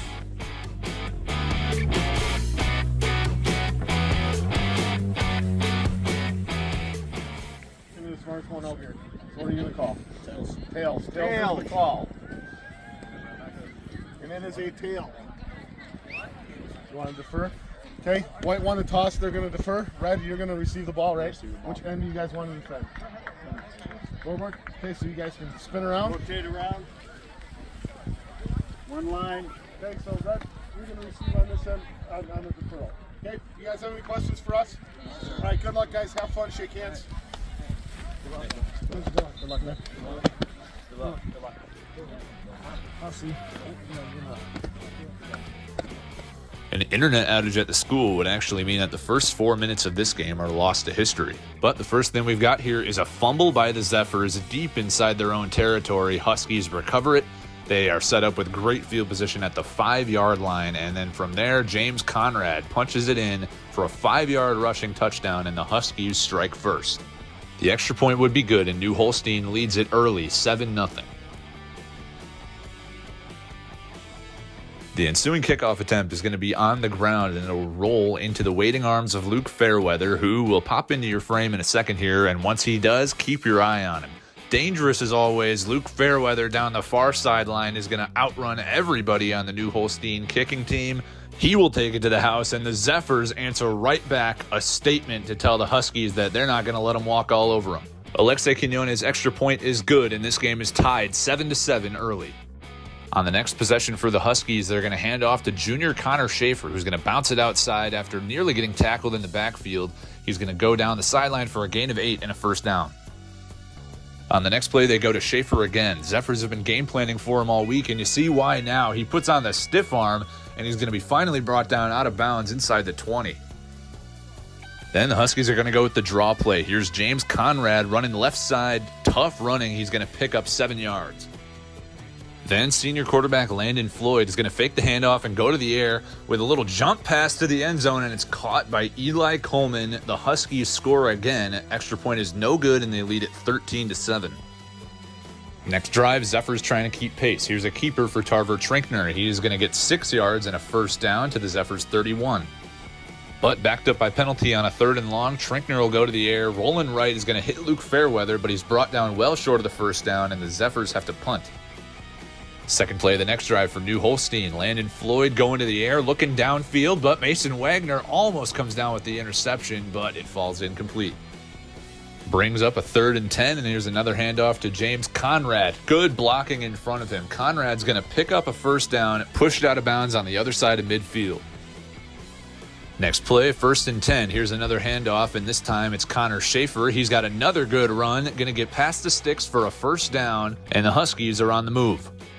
First and 10 again. Floyd going to the air, but the Zephers bring pressure and they get home. They get the sack, and that will end the first quarter. Backed way up after the sack. It's 2nd and 20. They hand off to Connor Schaefer again. He's going to get most of that yardage back. Then 3rd down. They go to Schaefer again. He runs right through the middle and is going to pick up a first down. Some nice running from him so far. A couple plays later, 2nd and 10. They hand off to Schaefer again, but this time Elliot Reichenbacher pushes him backwards 2 yards. Then 3rd and 12. They're going to hand off to James Conrad, running outside, really using that lead blocker well, but he's going to be pushed out of bounds shy of the first down. It'll bring up a 4th down. So going for it on 4th down. Landon Floyd going to go to the air, rolling right, looking for the end zone, but it's incomplete, broken up by Mason Wagner, and it's a turnover on downs. Zephers with possession now. Trinkner hands off to Elliot Reichenbacher, running right up the middle. He's got 6. They try to go to Reichenbacher again on 2nd down, but this time Jacob Schneider for the Huskies is all over it, drops Reichenbacher for a loss of 2. Sticking with the run game on 3rd down, but the Huskies defensive line blows it up. This goes backwards, and the Zephers are going to have to punt. Huskies with possession again. 1st and 10. Here's another handoff to Schaefer, and he's got another good run. This time it's going to be brought down just shy of the first down. Running the ball again on 2nd and short. This time it's the junior Nick Foyt, and he's got the first. Then going to the air on 2nd and about 7, and Landon Floyd is swallowed up by the Zephers' defensive front. They get the sack and force a 3rd and long. On 3rd and long, they line up Connor Schaefer to take the snap. He hands off to Eli Coleman, who's got a little bit of room to run on that far side, but he's brought down before he can pick up the first down. And on 4th and 6, Landon Floyd is going to go back to pass. He throws one up towards the end zone, but it's intercepted by Mason Wagner, who almost picked one off earlier, deflected another one. This time he's got his pick. But the Zephers' first half offensive struggles continue on this 3rd and 10. Schrinkner tries to keep it himself, but nowhere to go. Zephers have to punt it away after going 3 and out. Huskies with control of the ball again, and no surprise going to the ground game on this 2nd and 10. Here's Connor Schaefer navigating traffic for a pretty nice gain. Then on 3rd and short, Landon Floyd going to the air, forced out of the pocket, rolling right, fires one back over the middle of the field, and it's caught by Max Steffes for a first down. A couple plays later, 2nd and long, here's a double handoff. It'll be James Conrad with the ball, and he's got room to run. May have fumbled it at the end, but Huskies retain possession, get a first down. Next play, they run the double handoff again, this time the other direction. Connor Schaefer will get the ball, and he's going to pick up 7. Time running low in the first half now, and Floyd spikes it with 8 seconds left to stop the clock. It'll give them time for one final play before halftime, and Floyd will roll right, looking towards the end zone, launches one deep, and it's intercepted by Caleb Vogel to end the half. Vogel with a sack and an interception now on the game. The Zephers go into the break trailing 13-7 after a half where the offense struggled, but the defense kept them in the game. And, well, the offense will need to make some adjustments. Coach Peterson gives credit where it's due on the defensive side. Way to close the half, right? Way to come in, right, and close it out right. Okay, we're going to come out with the offense, and they're going to make we're going to make some of our adjustments, right? When we come back out, right, we're going to continue to switch between the base, the over, the bear, the polar bear, right? We're going to continue to, like, oh, what am I doing? What am I doing? They stop pulling their tackles. Ooh, that's their bread and butter. They stop pulling their bucks. Ooh, that's their bread and butter, right? We beat them on their bread and butters, right? That's an outstanding job, right? This is where we take over, right, defense? So they're warmed down in the first half, right? Now we're better equipped to do it. We're stronger, we're more physical, we're better shape, right? Now it's time for us to run, right? Elliot off the edge, Caleb off the edge. We're going to continue to pound, right? They're getting tired. Now we got to go 9-5-1. 9 players, 5 yards, every play. Does that make sense? Yes, Coach. We got to hustle. We're going to out-hustle them. Does that make sense? Yes, Coach. Out-hustle them, right? And we're going to get another turnover, and we're going to take the top off. Does that make sense? Yes, Coach. Let's continue to be that physical team, right? Now we're starting to get it, right? No longer scared. We're playing, and we've hit them, right? Yes, Coach. They're not. These are puppy dogs, right? Only one half between them and a potential playoff berth now, but the Zephers' offensive struggles continue on this first drive. The screen pass goes nowhere, and the Zephers go 3 and out. First possession of the third quarter now for the Huskies, and it's a rare keeper for Landon Floyd. He picks up 1, but is ripped to the ground by Brennan DuPont. Then on 3rd down, Landon Floyd back to pass, forced out of the pocket, rolling way to his right, forces one down the sideline. It's tipped and intercepted by Dominic Osgood. It's the third of the game for the Zephers, and it could not have come at a better time. Here's another look at it for you, courtesy of the team, and great awareness by Osgood on this play. An encroachment penalty on the Huskies defense would give the Zephers a 1st and 5, and here Tarver Trinkner goes to the air, hits Dominic Osgood right after he gets the interception, and it's got a 1st down. Then a couple plays later, on a 2nd and about 6, they run a very similar play. Osgood catches it, and he's only got about 2 this time. Then on 3rd down and a long 4, Tarver Trinkner is going to keep it, sprinting right side, following his block, is spun down to the ground, but not before picking up a fresh set of downs. On 1st down, Trinkner can't handle the snap, picks it up, but nowhere to go with it, and he'll be dropped for a loss of 2. But on 2nd and long, Trinkner right back to work. He takes it himself, running right side, down the sideline, is pushed out of bounds after a gain of nearly 15. A couple plays later, on a 3rd and about 4, Trinkner is going to take it again himself, and he's going to pick up another 1st down. On a 2nd and goal for the Zephers, Trinkner will roll to his right and rainbow for the back corner of the end zone, where it is caught by Dominic Osgood for the touchdown. The extra point is good, and with 4.5 minutes left in the 3rd quarter, the Zephers now lead it 14-13. Huskies trying to make sure they don't fall behind in this one. Here's a handoff to Connor Schaefer, moving through traffic for a gain of 5. On 2nd down, Landon Floyd will drop back to pass. Good protection, rolling to his right. Decides to change direction. He comes back all the way around towards the near sideline, realizes he's got a lot of grass in front of him, picks up 1st down, and is pushed out of bounds right in front of the Huskies bench. The flag on the play was picked up. On 1st down, Floyd hands off to Schaefer. Running game has been most reliable for them all night, and it continues here. Schaefer gets 6. On 2nd and 4, they go back to the air, and Floyd hits Eli Coleman on the quick pass. He's got a 1st down and is pushed out of bounds by Caleb Bogle. With another fresh set of downs, they go back to Connor Schaefer, but they're finally able to get him in the backfield. Alex Klinkhammer disrupts it for a loss of 5. On 3rd and long, Landon Floyd dropping back to pass is under pressure, but evades it and is going to turn into a really nice scramble down this near sideline, fighting through tackles, and he's going to get close to a 1st down. Into the 4th quarter now, going for it on 4th and 3, and it's a handoff to Schaefer, who then looks to throw it, looking downfield, but it's intercepted by Dominic Osgood. It's his 2nd of the game and the 4th of the game for the Zephers. A huge takeaway in this 1-point game. Osgood is clutch. Zephers with the ball now. Trinkner goes back to pass on 1st and 10, hits Mason Wagner over the middle for a gain of 7. Then on 3rd and short, it's a handoff to Elliot Reichenbacher, who's had a quiet night, but he's able to push ahead for the 1st down and a gain of 5. 1st and 10, Trinkner fakes the handoff to Reichenbacher, throws over the middle to Luke Fairweather, who spins out of a tackle, tight ropes the sideline, picks up a 1st down, and is pushed out of bounds. But later on the drive, on a 3rd and about 15, they elect to keep it on the ground with Reichenbacher, not a whole lot of room to run. Brings up a 4th and long, they line up to go for it, Trinkner trying to draw him off, and it looks like he does, but the Zephers are actually flagged for a false start. They have to punt it away. Voster's punts, and it's nearly blocked, but able to get it away, and it's fielded at the 2-yard line. Not a lot of room to work with down there, and good coverage by the Zephers punt team.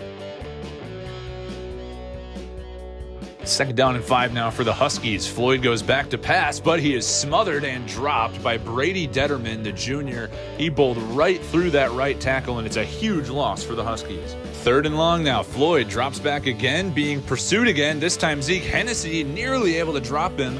Floyd gets the ball away, but this is a question of intentional grounding.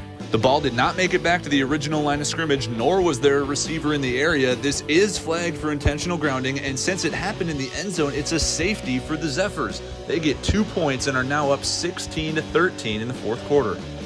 Now with possession after the safety on a 3rd and about 8, Trinkner drops back to pass. Good protection, but nobody open. He takes off by himself, dives out of bounds, short of the 1st down.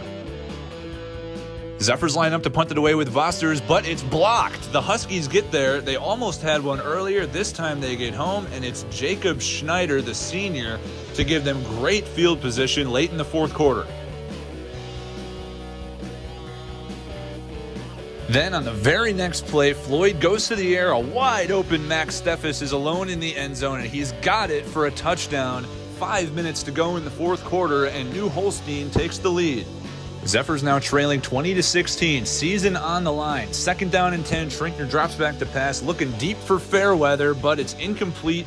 Flags come out though, and the Zephers get a fresh set of downs. Then 1st and 10, Trinkner looking quickly to Luke Fairweather, who gets the edge, tiptoes down the sideline, and picks up a 1st down, pushed out of bounds to stop the clock. Then Zephers go back to the bubble with Dominic Osgood. He's got it with blockers in front of him. He's going to be near a first down, and the Zephers are moving the ball in rhythm now. Then 2nd and 1, Trinkner takes it himself, gets a good block from Reichenbacher, picks up a first down before he's wrestled down. Trinkner would come out for a couple plays, so here's the direct snap to George Voss, who plunges ahead, gets close to a first. Then Trinkner comes back in for a 3rd and short. All right, back here in Bonduel, we talked about this before the game, Dan. The Zephers won the toss, and they wanted to kick, not defer, kick. And that means that Bonduel gets to choose in the second half. They got to receive because of the kick choice on the coin toss, and because of that, the Zephers will kick yet again. And so... a life lesson there. Well, something happened. All right, well, here we go. Kick team is ready. Sir, if you could, sir, can you get off the cord, sir? Sir. Yep, there you go. Not a toy. All right, and it's a squib, and that's going to be picked up. So there's, I guess, the answer. Corey Wuso able to fall on it, Dan. But I guess maybe at some point when that decision was realized what happened, then it's like, okay, well, we're going to have to do something different on the kickoff, see if we can get the possession back, because we missed it on the coin toss. Yeah, and I mean, I am sure that the coach said, hey, make sure that we're kicking the ball, but you should defer because Bondwell will take the ball first if you defer. Okay. Because why would they kick? You have to kick twice. All right, so Bears with the ball. And the turn and the handoff goes to Gray, Malachi Gray, and this looks a lot like the first half Bears here, Dan, where they were able to get up ahead and get things rolling right away here in this second half.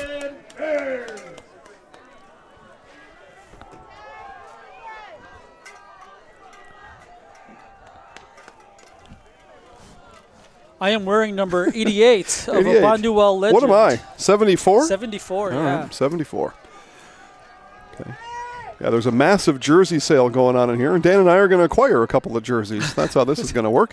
As a handoff here to Maish. Maish, right side. Plenty of room out there for Carter, and he's able to turn the corner up ahead for 15, 16 yards on the carry for Carter Maish. He's a carry away from 100, probably. 16 for 92 and 3 touchdowns. It's pretty solid, right? Yeah, if you have him in fantasy, you're doing pretty well. You might win this week. He was my 3rd round pick. Yeah.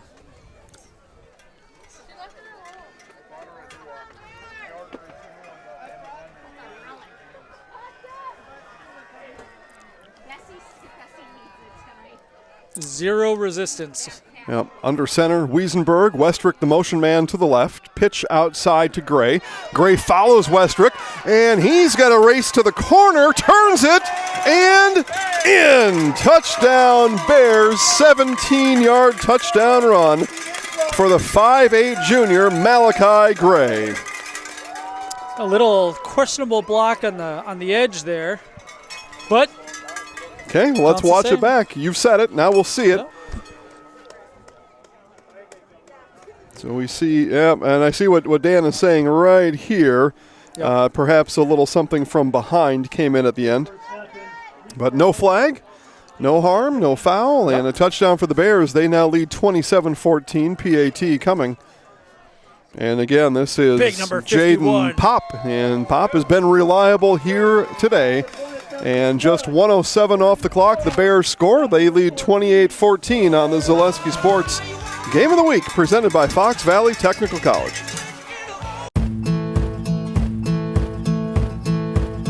From humble beginnings in 1904, the Wheatrick family has grown Grassland Dairy Products into one of the largest processors of butter in the nation.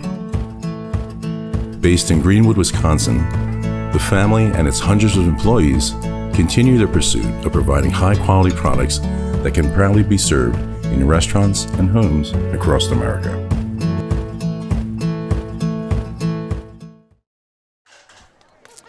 Welcome back. 28-14. The Bonduel Bears now have a 2-score lead over the Zephers from St. Mary's.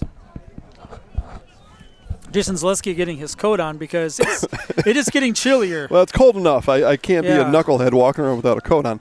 So the coin toss decision, the coin toss decision is fruitful for the Bears, and They lead now 28-14 with essentially what came up to be an extra possession, and the kickoff is going to come to the 35-yard line, and the Zephers will take the ball for the first time here in this second half. And Dan, at this point, you figure the Zephers down by 2. This is high school football. We've watched just a couple of games in our lifetime. Already, though, to start the second half, probably in a situation where they need to score every possession. Yeah, and especially if you're going to have a hard time stopping the Bears' offense, you have to score every time, especially when you give them an extra possession at the start of the second half. Okay. So Tarver Trinkner, 3 receivers, grouped to his right. He looks that way first. Now throws left, and a long heave is going to be a bit too much for his intended receiver. That was, I believe, Luke Fairweather out there. It looked like Fairweather turned the Jets on in the last 10 yards, and if he was running hard the whole way, I think it would have been a fantastic pass. Well, he's got jets. He's got top train speed. I see what you did there. The Acela, is that what that is? The Amtrak one? Something. Second and 10. All right. I like the try to get a big one right away. Yeah. Yeah, you got to come out. It's playoffs, right? Season, on the brink somewhat, and you got to, whatever you have, you got to have it out there today. Yeah. Pass incomplete there. It's going to be 3rd down and 10 after 2 incomplete passes for the Zephers. Trickner's had a really good game. That was probably his first, I would say, a poor pass, just a little bit behind the receiver. Still almost made the catch. Who were these people taking our picture before? What was all that about? I know. They like seeing us in Bondwell uniforms, I think. It's going to be blackmail material later. I can just feel it. I can just feel it. All right, 3rd down, and the Zephers have been able to have some chunk plays, Dan. Here's the draw for Trinkner, and he will be tackled there by Carter Maish. Yeah. And he's going to get 5 on the carry. I think you got to go. Well, I think they've got to score every possession, but as we say that, Dan, our careers as a football coach are over because the punt team has come out. Well, my coaching career in football is John Madden and NCAA football. I coached 2 years of Pop Warner football. I have heard the stories. Yeah, it was all right. I'm glad I did it. And then the dads took over, which was the whole plan the whole way. I was just there to help start up the team. Punt fielded at around the 30-yard line by Maish. And Maish, we got a little extracurricular activity here. Yeah, he's going to work his way back up across the 45. It's a run of 16 for Maish, a return of 16. You know it's good football when players are blocking each other well after the whistle. Well, Coach always said play through the whistle, which means after it. It's true.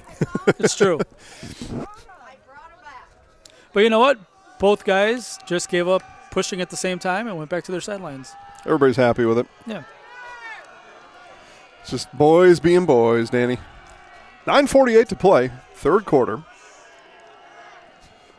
Under center now is Wiesenberg. He hasn't spent a whole lot of time there. He's going to flip it outside to Maish with Westrick on the lead.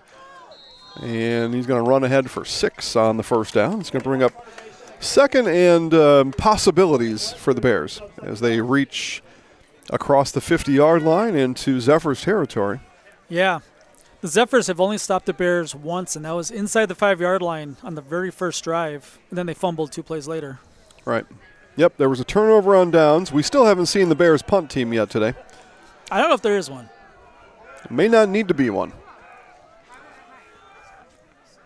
So 2nd and 4. Here's the handoff to Westrick. And again, he just brings defenders with him. Honey Badger don't care. A run of 3. So it's a lot of action. It's a lot of things banging around out there in 3 yards, the result. Over 200 yards on the ground for the Bears now. It's a full day's work, and we've still got a quarter and a half yet to play. All right, so the Bears line up 3rd and 1. They play from the St. Mary Catholic 44-yard line. And here is Maish. Maish just patient, working his way through the hole, and he's going to gain 7. It's a 1st down for the Bears. 13 carries for 105 now. Okay, so he's over the century mark. The Bears continue to pile up yardage on the ground. Dan, you told us coming in to that last drive before half, the Bears have only thrown the ball 2 times. So now three total. 1 of 3. Yep, they threw Haven't once. needed to. Threw once on that last drive. Yep, haven't needed to. Yep, gashing this Zephers defense all game long. 1st and 10, 8:10 to play here in the third. Motion man was Westrick, and we had an illegal shift. We had, I don't like to call up the names on the penalty. We had 2 guys moving. We had somebody out wide, and along with Westrick, who was the planned motion man. That is against the rules. You cannot do that. Especially if you get caught. Yeah. Yeah, we see this stuff called quite a bit in the NFL now, right? Where point of emphasis. Yeah, where you have a guy that's in motion and he needs to be stopped for like a beat instead of like stop and then snap. You have to you need a little before you go. Yep, you need a breath. Yep. Westrick again in motion. He comes to the right of Wiesenberg. Just blocking. Yep, handoff goes to Gray, and Gray is brought down after a short gain as he's tackled there by Brady Detterman. So a short gain is going to bring up 2nd and long. What'd you give him there, 2? 2. Yep, that sounds right to me. Chat box is dried up. Come alive, people. Still football to be played here. 2nd and 3 after the penalty. Does that sound right? Well, it was 2nd and 5, 2 yards, or first and 15, 2 yards, 2nd and 13. Oh. Yeah. Oh, okay. True that. Sorry, there's somebody in the way. I can't see the other marker. It's Gray.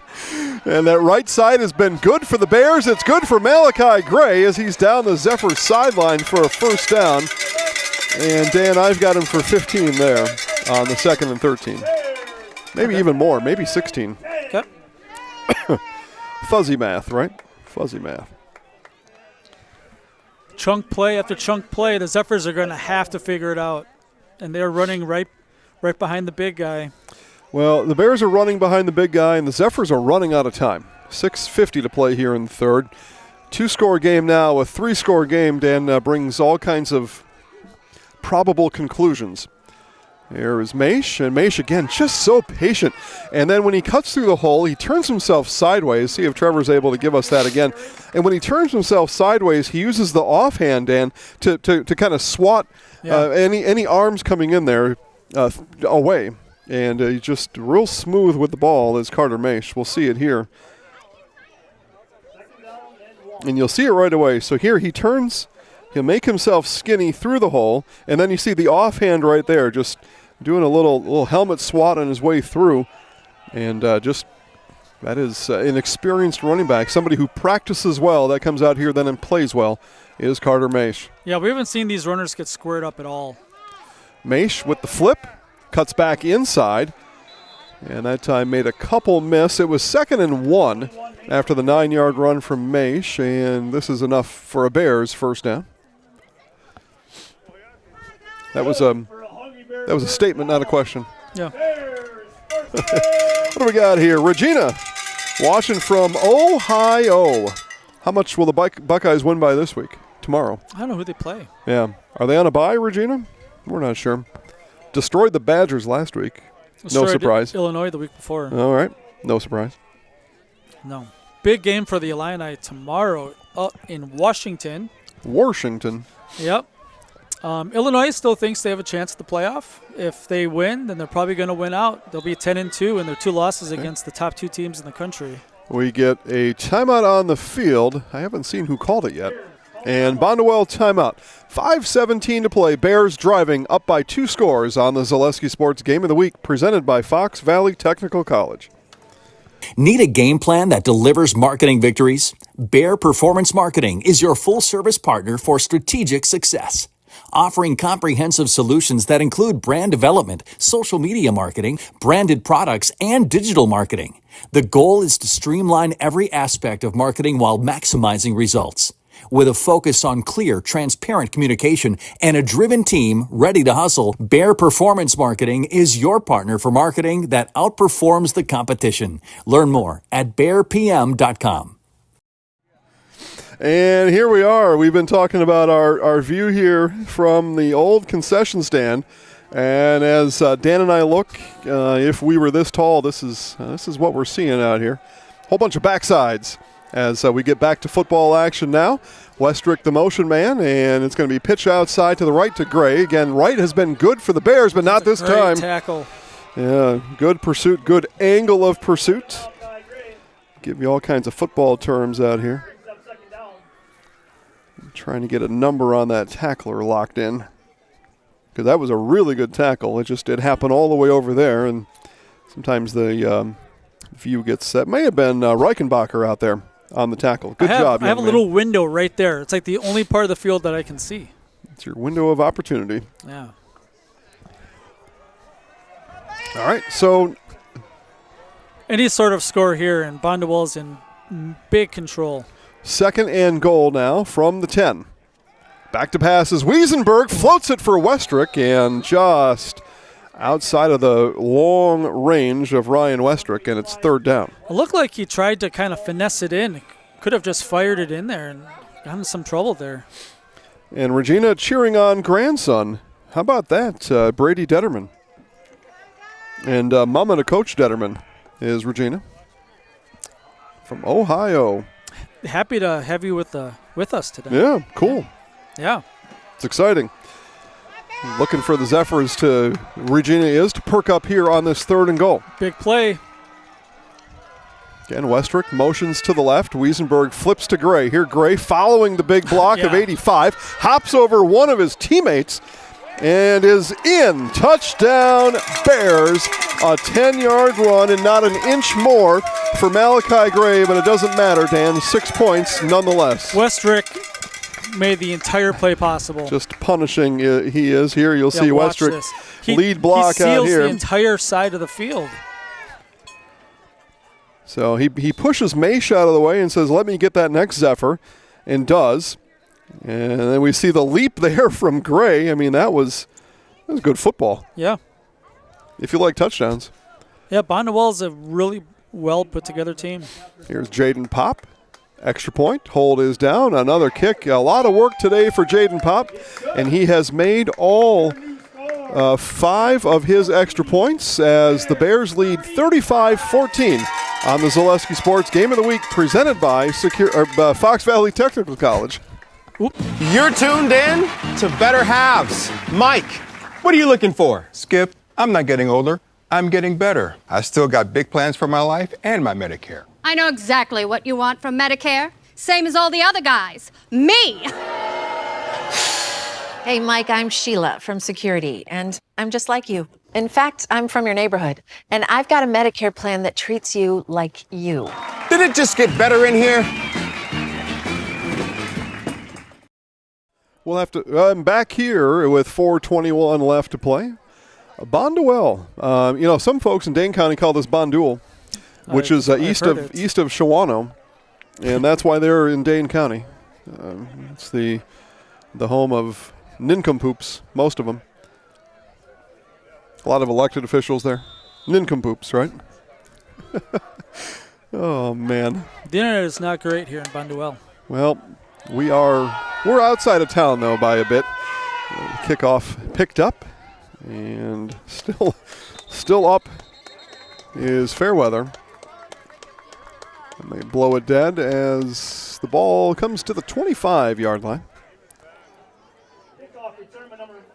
Well, that was actually brought up by Mason Wagner. Wagner, 6'3" senior.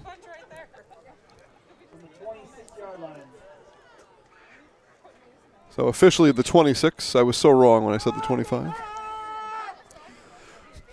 Well, all kinds of work to be done now for St. Mary Catholic. Down by 3 scores. And Bears have come out with a little extra enthusiasm here in the second half as well. A little extra pep in their step by my observation. There's Trinkner rolling right and being chased from behind and will throw it away. Yeah, that was smart. The junior able to avoid the sack, and you live to fight another day. He was being chased by a couple of Bears. I got 78 in pursuit. Riley Kurtz. If somebody has the Kewanee Marathon score, I would love to have it. I don't really want to pay $10 to check a score. Is that what they're charging? Something like that. What in the world? Hey, Regina and Ruff, Larry, etc., Sue, how much did you all pay to watch this game tonight? Free. That's the way it should be. It's the only way we'll do it. Here's Trinkner now. Left side, and he'll be dropped after a gain of 4. So it's going to bring up a 3rd down already for the Zephers after the incomplete pass and a run for 4. We thought they were in 4-down territory last possession, last series. They almost certainly are now, being down by 3 scores. So you can call the run play just to get some momentum going, get the wheels turning.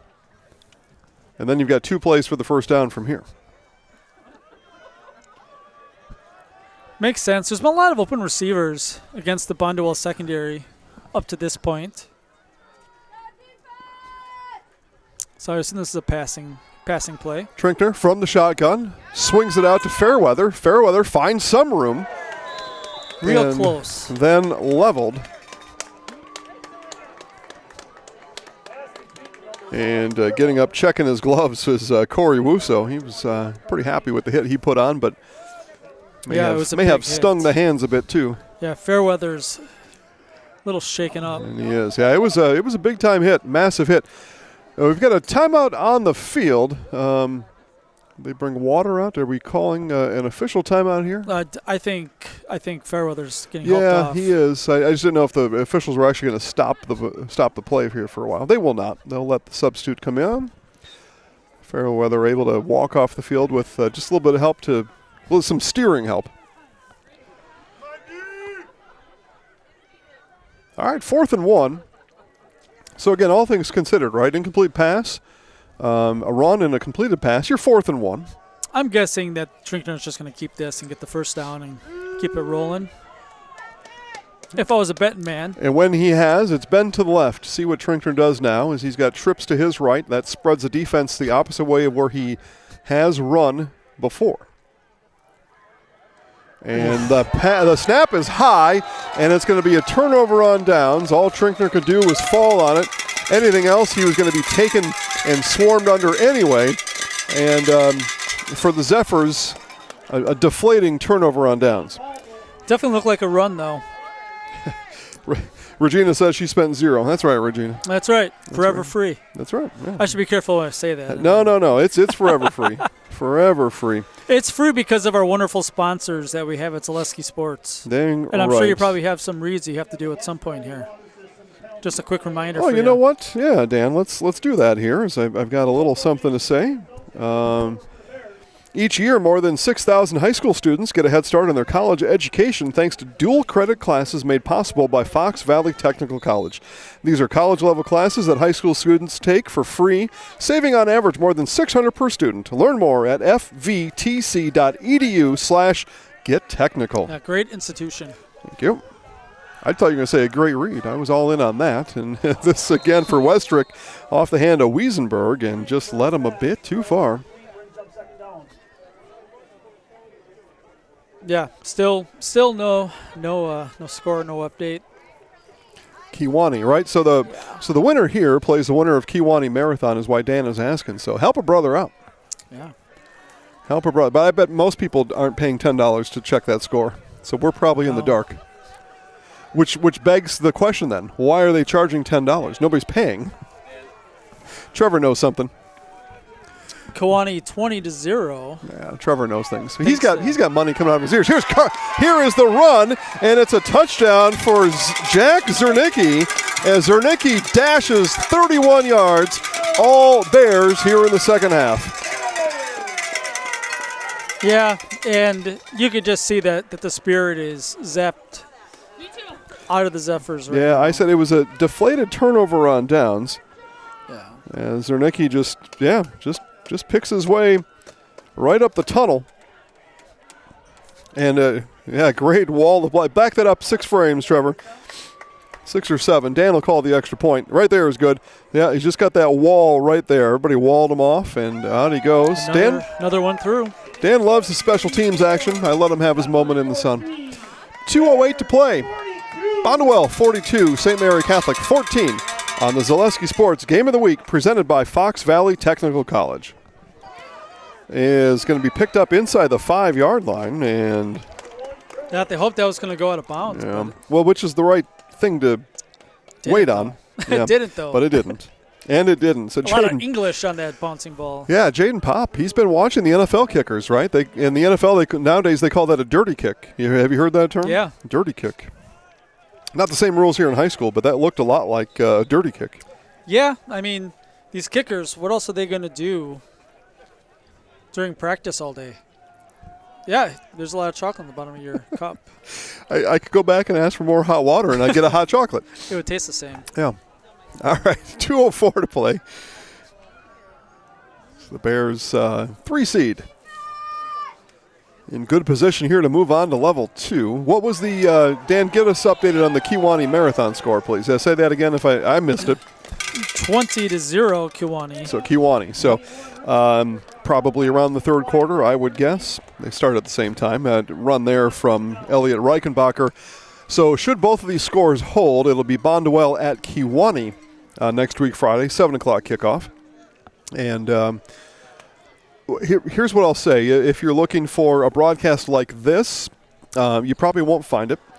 If you would like a broadcast like this, I'd field a phone call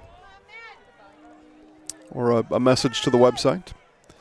Go to ZaleskiSports.com, hit contact us, and message the website. We'll tell you how it can happen. You're going to have to come. You're going to have to come big.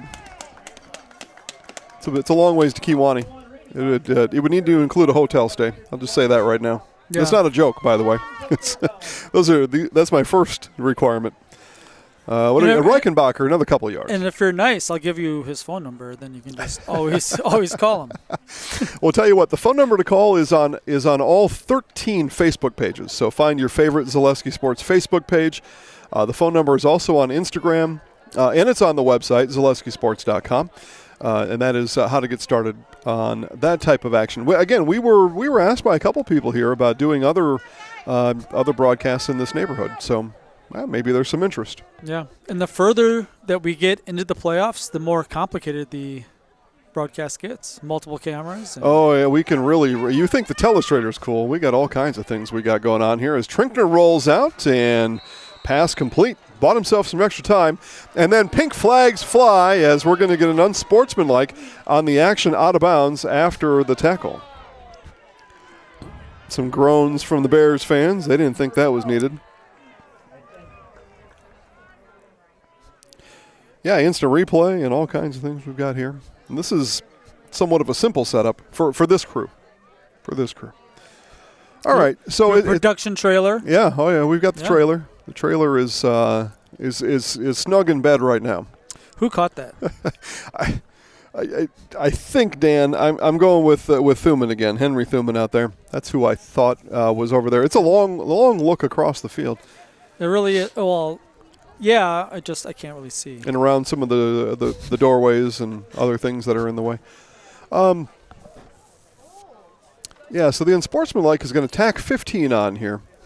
There is, though, a little longer discussion than you would figure on what the flag looked like. So there's your indication there. So unsportsmanlike is the call. So they'll march that 15 yards after the tackle was made. We're on a live broadcast here, ma'am. We haven't seen anything. Yeah. Would you like to join us, though? No? Okay. Well, that'll teach you.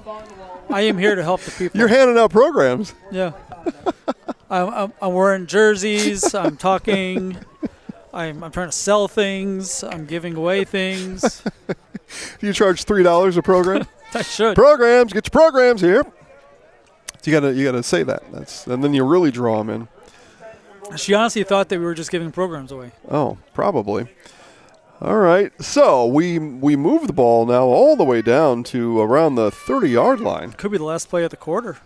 16 seconds left on a run or a pass completion. It likely will be. This is a run to Reichenbacher, and Reichenbacher is tripped up just as he passes the line of scrimmage, and he's tackled there by Jaden Pop. It looked like from here, and that will bring this third quarter to an end. Bondwell 42, St. Mary Catholic 14 on the Zaleski Sports Game of the Week, presented by Fox Valley Technical College.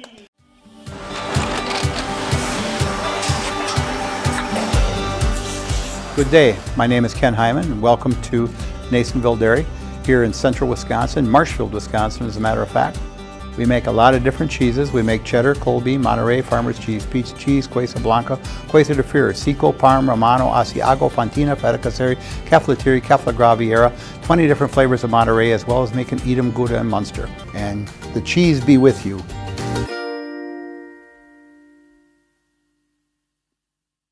Hi friends, are you a retiree like myself and have some spare time and wanting to meet new people? I drive school bus for Cobeson Buses. I enjoy seeing many smiling faces, and I still have time for the activities I enjoy. Cobeson Buses offers a flexible schedule, and it's a well-paid part-time job. It's the perfect balance of work and play. Come join me make a difference in your community. Visit Cobeson.com for more information and to find a Cobeson terminal near you. It's the Fox Valley Technical College Game of the Week right here on Zaleski Sports. I'm Jason Zaleski. That's Dan Ross.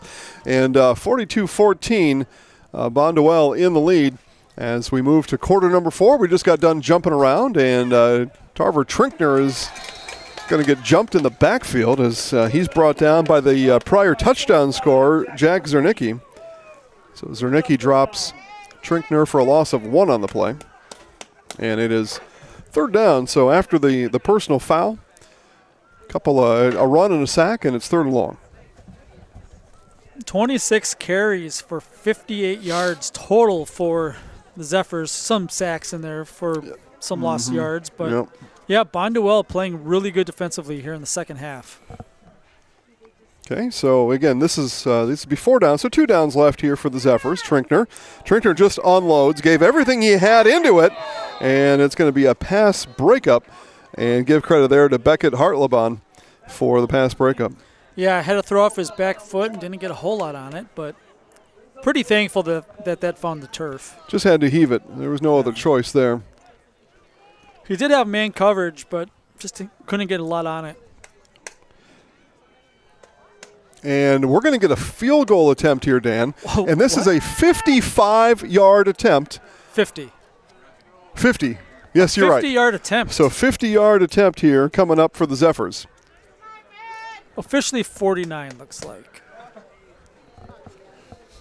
Okay, and the hold, and this is a low liner that didn't have the height, and it was a good effort though. Anyway, I like the attitude. Alexi Quinones has been a good kicker for the Zephers all year, and why not, right? Let him rip off a 50-yarder, see what happens. If he makes it, it's the time of his life. Yeah, and I mean, I don't want to be the negative person here. Oh, okay. Right. Debbie Downer. Womp womp. But it's a 4-touchdown game. Yeah. It's 4th and you're beyond the sticks, 4th and 12 or whatever it was. Have a chance to really try to give a life memory. Yeah. No, I like it. I do too. I like it a lot. Because high school sports, such a short-lived experience. We've talked about that a lot. And you got to let these kids be kids. Run up the middle. That'll go for a couple. Gray on the carry. Yeah, hopefully 4 yards actually for Gray. More than a couple. Hopefully the Bears start resting some people. You don't want to get someone hurt having to make a trip to Kewanee next Friday night. Okay. And they're in that territory now, you're saying? Yeah. Okay. Yeah, I'm making a proclamation here. Well, 4-score game, right? So with 10:40 left to play. Thank you. I know I'm a lot to look at. I don't mind it. Second, we trying to direct traffic here. Draw a lot of audience. Yeah, I'm sure people are looking in here like, what the heck are they doing? A bunch of weirdos standing in our old concession stand. They don't even have any food. You've only got one program left. What are you going to do when somebody asks for 2? That's what I want to know. Just give them mine. Tell you what, Gray is approaching 100 yards himself. All right. Well, the Bears have been a running machine. They've been a running sleuth of Bears, we were told earlier. Dietrich in motion once again. Yep, big hole up front, and there he is. Zernicki on the move. That started on the 33, Dan, for some easy math. They're going to spot it on the 49. So 16 yards. Right? Huh? Started on the 14. 33, it's on the 49. I thought it said the 35. Oh, no. Yeah, okay. 16. I'm not that bad. 2 carries for 47 for him. And a touchdown. Yeah. And a touchdown. Out to midfield come the Bears. This will be Maish. So, Dan, they've got all the guys in there yet.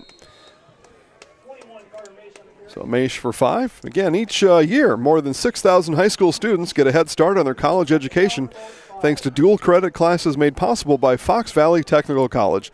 These are college-level classes that high school students take for free, saving on average more than $600 per student. Learn more at fvtc.edu/gettechnical. That reminds me of Let's Get Tropical, right? The Flint Tropics. I tell you what, all of these running backs, they're all juniors this year. They're all coming back for Bonduel next year. Pitch outside to Maish. Maish pauses a second, lets Westrick finish his block. And it'll be about 8 yards for Carter Maish and a first down.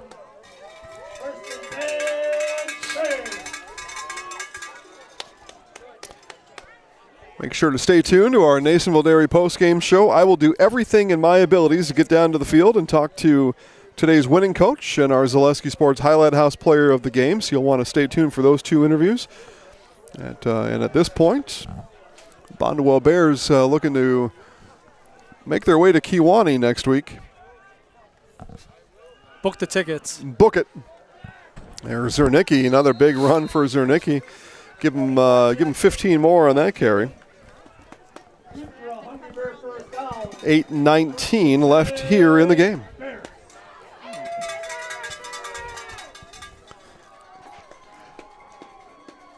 Check out some of the other scores here. DC Everest continues to trail Brookfield East, 13-6 East, leading Everest with the ball. They still play in the third quarter there. Right up the middle for Zernicki once again. Thanks, Dan. You're all over it. Yeah. What else we have here? Mosney leads big 34-0 over Turner. Edgar, into the fourth quarter, leads Loyal Greenwood 14-8. I say that in the way that I do, Dan, because Edgar's the 1 seed. Loyal Greenwood is the 8, and if things for Loyal Greenwood go a certain way, they may be able to pull that out. I'm not going to put upset alert out there yet because the 1 seed is winning. But at home against the 8 seed and a 6-point lead, if you're looking for another game to be a companion to this one, that would be my pick to click. Here's Maish, left side. And in. No resistance there, Dan. 11-yard touchdown run for Carter Maish.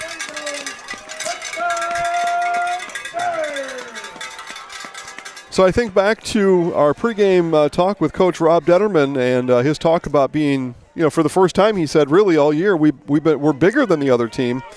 But the Bears on the ground and, running behind Ryan Westrick and some of the other bigs out there have proven tonight to be a bit too much for these Zephers.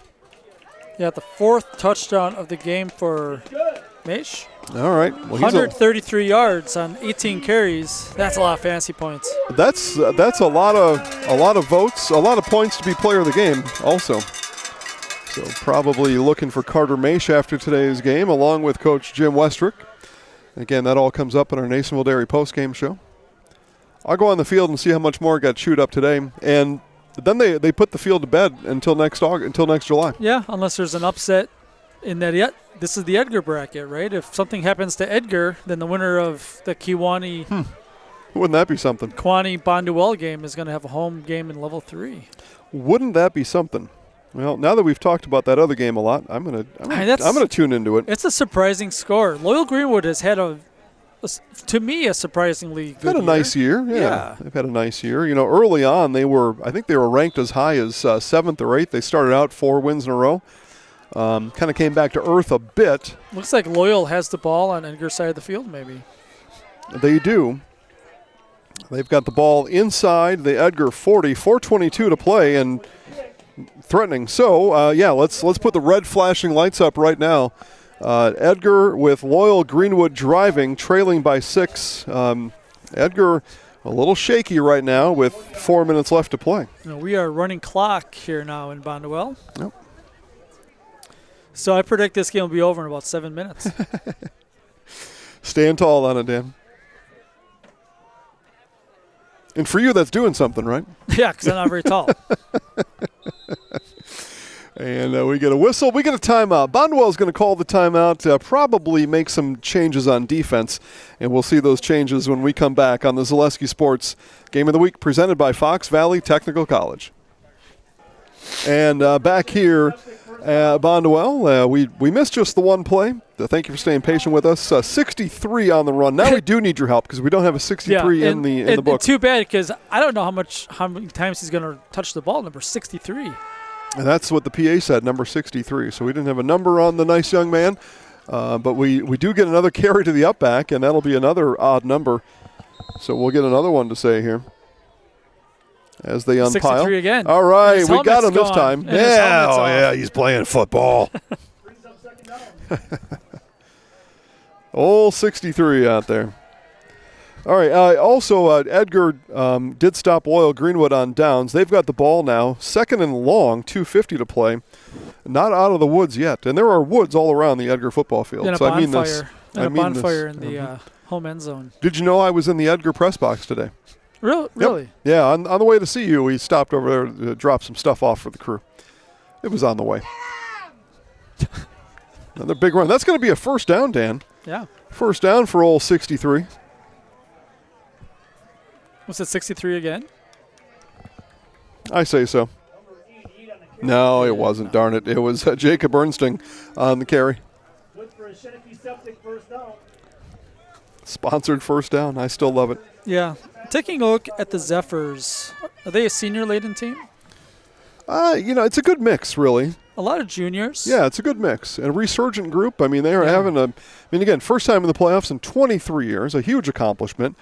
First-year coach Rob Detterman and his staff, he said they've got their conference meeting next week. There's Ernsting on the carry, and we've got a fan favorite on the tackle there. How about Corbin Vandenberg?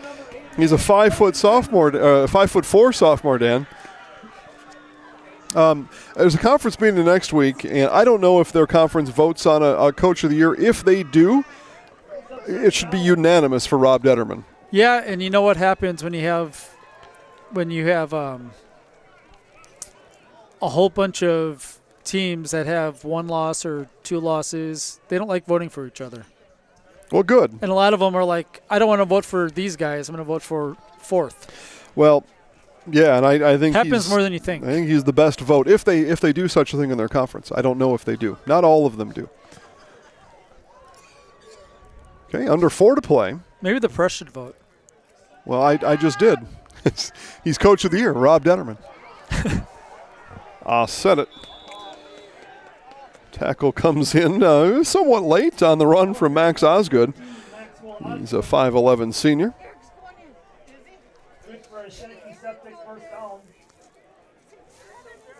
And Loyal Greenwood, Dan, I believe, has just turned over the Wildcats. Really? They have forced a fumble. Edgar has fumbled. Ball at the 27. Okay, again, if you're looking for a companion game, and at this point it's reasonable to think that, on Zaleski Sports, Edgar and Loyal Greenwood, the 1 seed now is on the ropes. They do lead by 6, but they have just fumbled the ball. And Loyal Greenwood down inside the 20 with 2 minutes to play. Upset alert right now. Crazy. Sports. Sports. Well, I don't, outside of Milwaukee, I don't know the last 1 seed upset, and especially in these, divisions 5, 6, and 7, it is unheard of. Unheard of. Here's a run from, I think, Braden Holzbeck. I think he's in. Yes. And Holzbeck is in for the touchdown, if I had the number right. If not, I'll correct. 18. Dominic Todd. The 6'1" junior Dominic Todd, 18 rather than 10 runs it in. And a touchdown for the Zephers.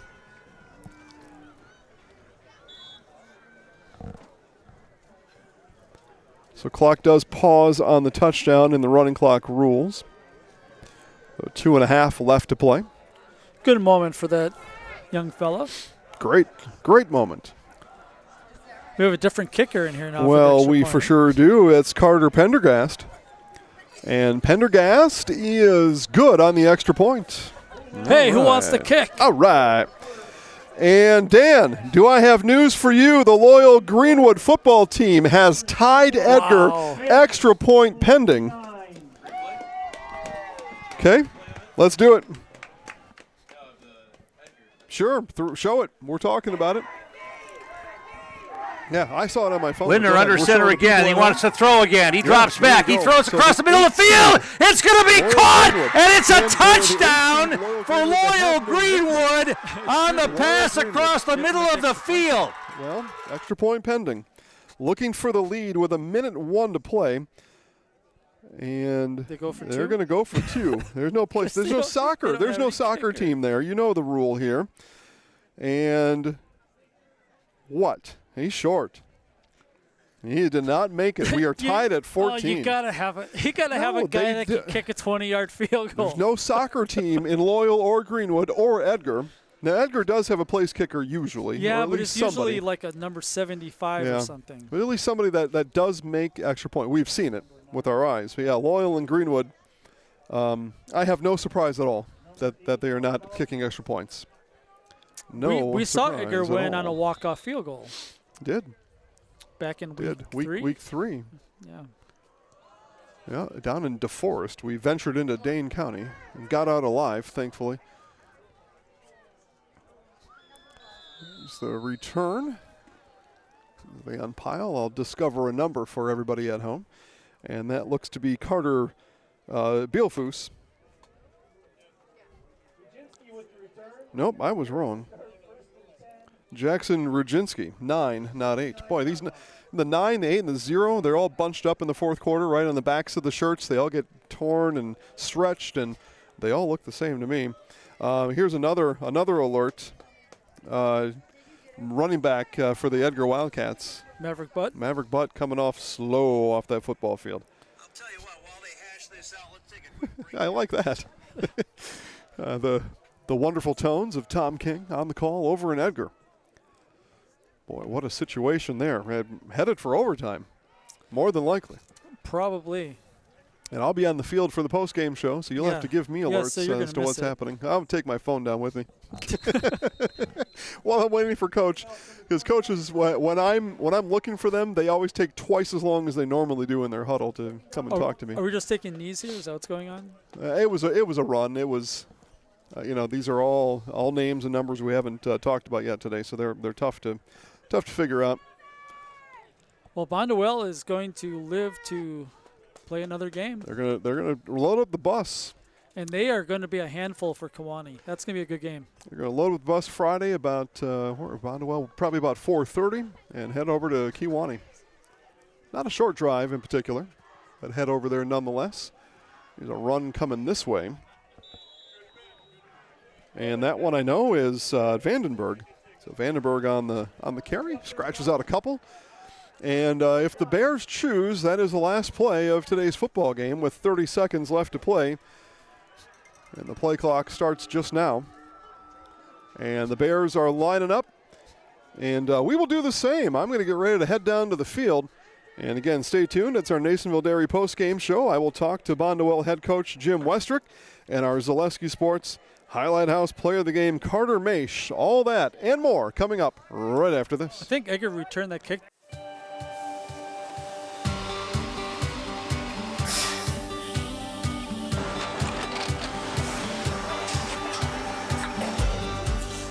Good day. My name is Ken Hyman, and welcome to Nasonville Dairy here in central Wisconsin, Marshfield, Wisconsin, as a matter of fact. Nasonville Dairy actually goes back to 1885. We are the oldest plant in Wood County. When our father brought us here in the early 1960s, we ran 7,500 pounds of milk a day. We now run 1.8 million pounds of milk a day. We buy dairy milk from 200 dairy farmers here in central Wisconsin, produce it, and ship it all over the world. We make a lot of different cheeses. We make cheddar, Colby, Monterey, Farmer's cheese, pizza cheese, Quesa Blanca, Quesa de Fir, Seco, Parm, Romano, Asiago, Fontina, Feta Caseri, Cafflatiri, Caffla Graviera, 20 different flavors of Monterey, as well as making Edam, Gouda, and Munster. This has allowed us to go to a lot of different countries. Our furthest accounts are now in China, Japan, Canada, Saudi Arabia. We do ship to Mexico, as well as a number of other places throughout the world. This is what we call Cheese Making 101. We tried to walk you through the cheese plant today, and we're in hopes that you see our people, what they're doing, and the amount of work that goes into producing the products that we hope you enjoy.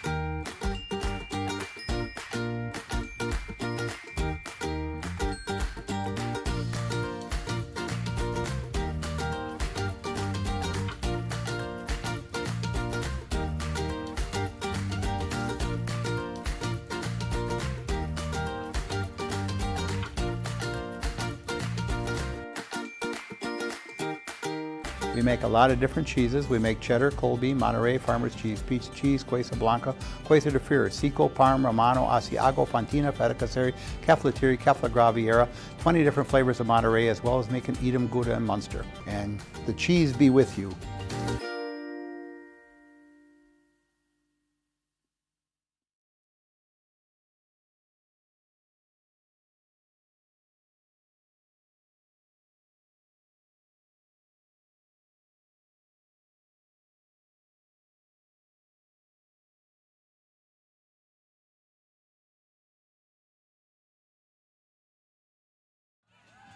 Confirmation that we're on a commercial. We're back here on our Nasonville Dairy post-game show here with Bonduel Bears head coach Jim Westrick. Coach, they went toe-to-toe with you for that first quarter.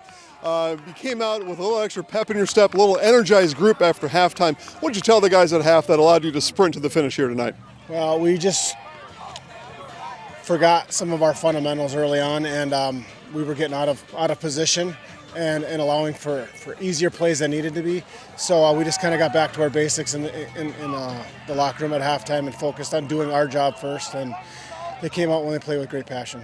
What a job by your offensive line and the other blockers tonight to really make space, make holes, and I don't know what the averages were, somewhere around 7-8 yards a carry. That had to be a big help. Oh, absolutely. Like I said at the beginning of the game, one of the focuses is sustaining blocks and running our guys downfield, and I thought our line did a really good job this week. Next week at Kewanee, so back on the road. You kind of say goodbye to this field here. Hopefully all the fans travel with you. Just tell us, from you and your staff, what's the week of preparation look like with the guys to get ready for a road game on Friday night? Well, we know we're playing a great opponent. We saw them earlier in the year, so we got to make sure we get healthy and make sure we clean up the stuff that we didn't do well the first time, and then we'll see how we go. Go play football. Good luck on Friday night, Coach. Thank you. All right, we'll bring in our. Yep, come on over here. We were thinking about talking to Carter and the rest of the guys. We saw these guys play basketball last year against Roncalli. We get to talk to Carter Maish now. Carter, the running stats are eye-popping for sure for you and the rest of the guys. We got you for around 134 touchdowns. So tell us, what did the guys up front do for you to make that happen tonight? They bring a lot of energy and just execute what all the coaches say. I mean, they give 100% every single play, and the running backs just love it. A lot of those times, especially around the end, Ryan is popping you guys free. So what's it like running behind the big fella? Yeah, I love having him block for me. I mean, he's unstoppable. He just blows through everybody. It's awesome. every level of the playoffs is the next level. So you think of other things in your life you do, right? You video games or whatever. That next level is always more difficult than this one. What has to improve at practice next week for you guys to go next level at Kewanee next week? You know, we lost them in the beginning of the year. It was a close game, but I mean, they ran pretty easily all over us. So we're going to work hard this week at practice, defending the run, everything. I mean, we're going to give 110% and listen to what the coach had to say to us. All right, I'm going to hand you the microphone. You might have seen this from some of the others around the state. Just got to look up against the Go Bears sign there. I'll count you down. 3, 2, 1. I'm Carter Mason. I'm in the house. Okay? All right, here we go. 3, 2, 1. I'm Carter Mason. I'm in the house. There you go. Congrats, man. Hey, good luck next week. Thank That's you. for you right there, okay? Okay. So that's yours. Good luck next week, Thank okay? you. All right, guys. We'll probably see Bondwell come basketball season. Who knows? But we did make an offer to Bondwell fans if they would like a follow over to Kewanee and give this what we think is a really nice broadcast. Again, you can message us on the website, ZaleskiSports.com, or any of our 13 Facebook pages. Keegan Carper, Trevor Zaleski, Dan Ross. My name's Jason Zaleski. Have a great night, everybody.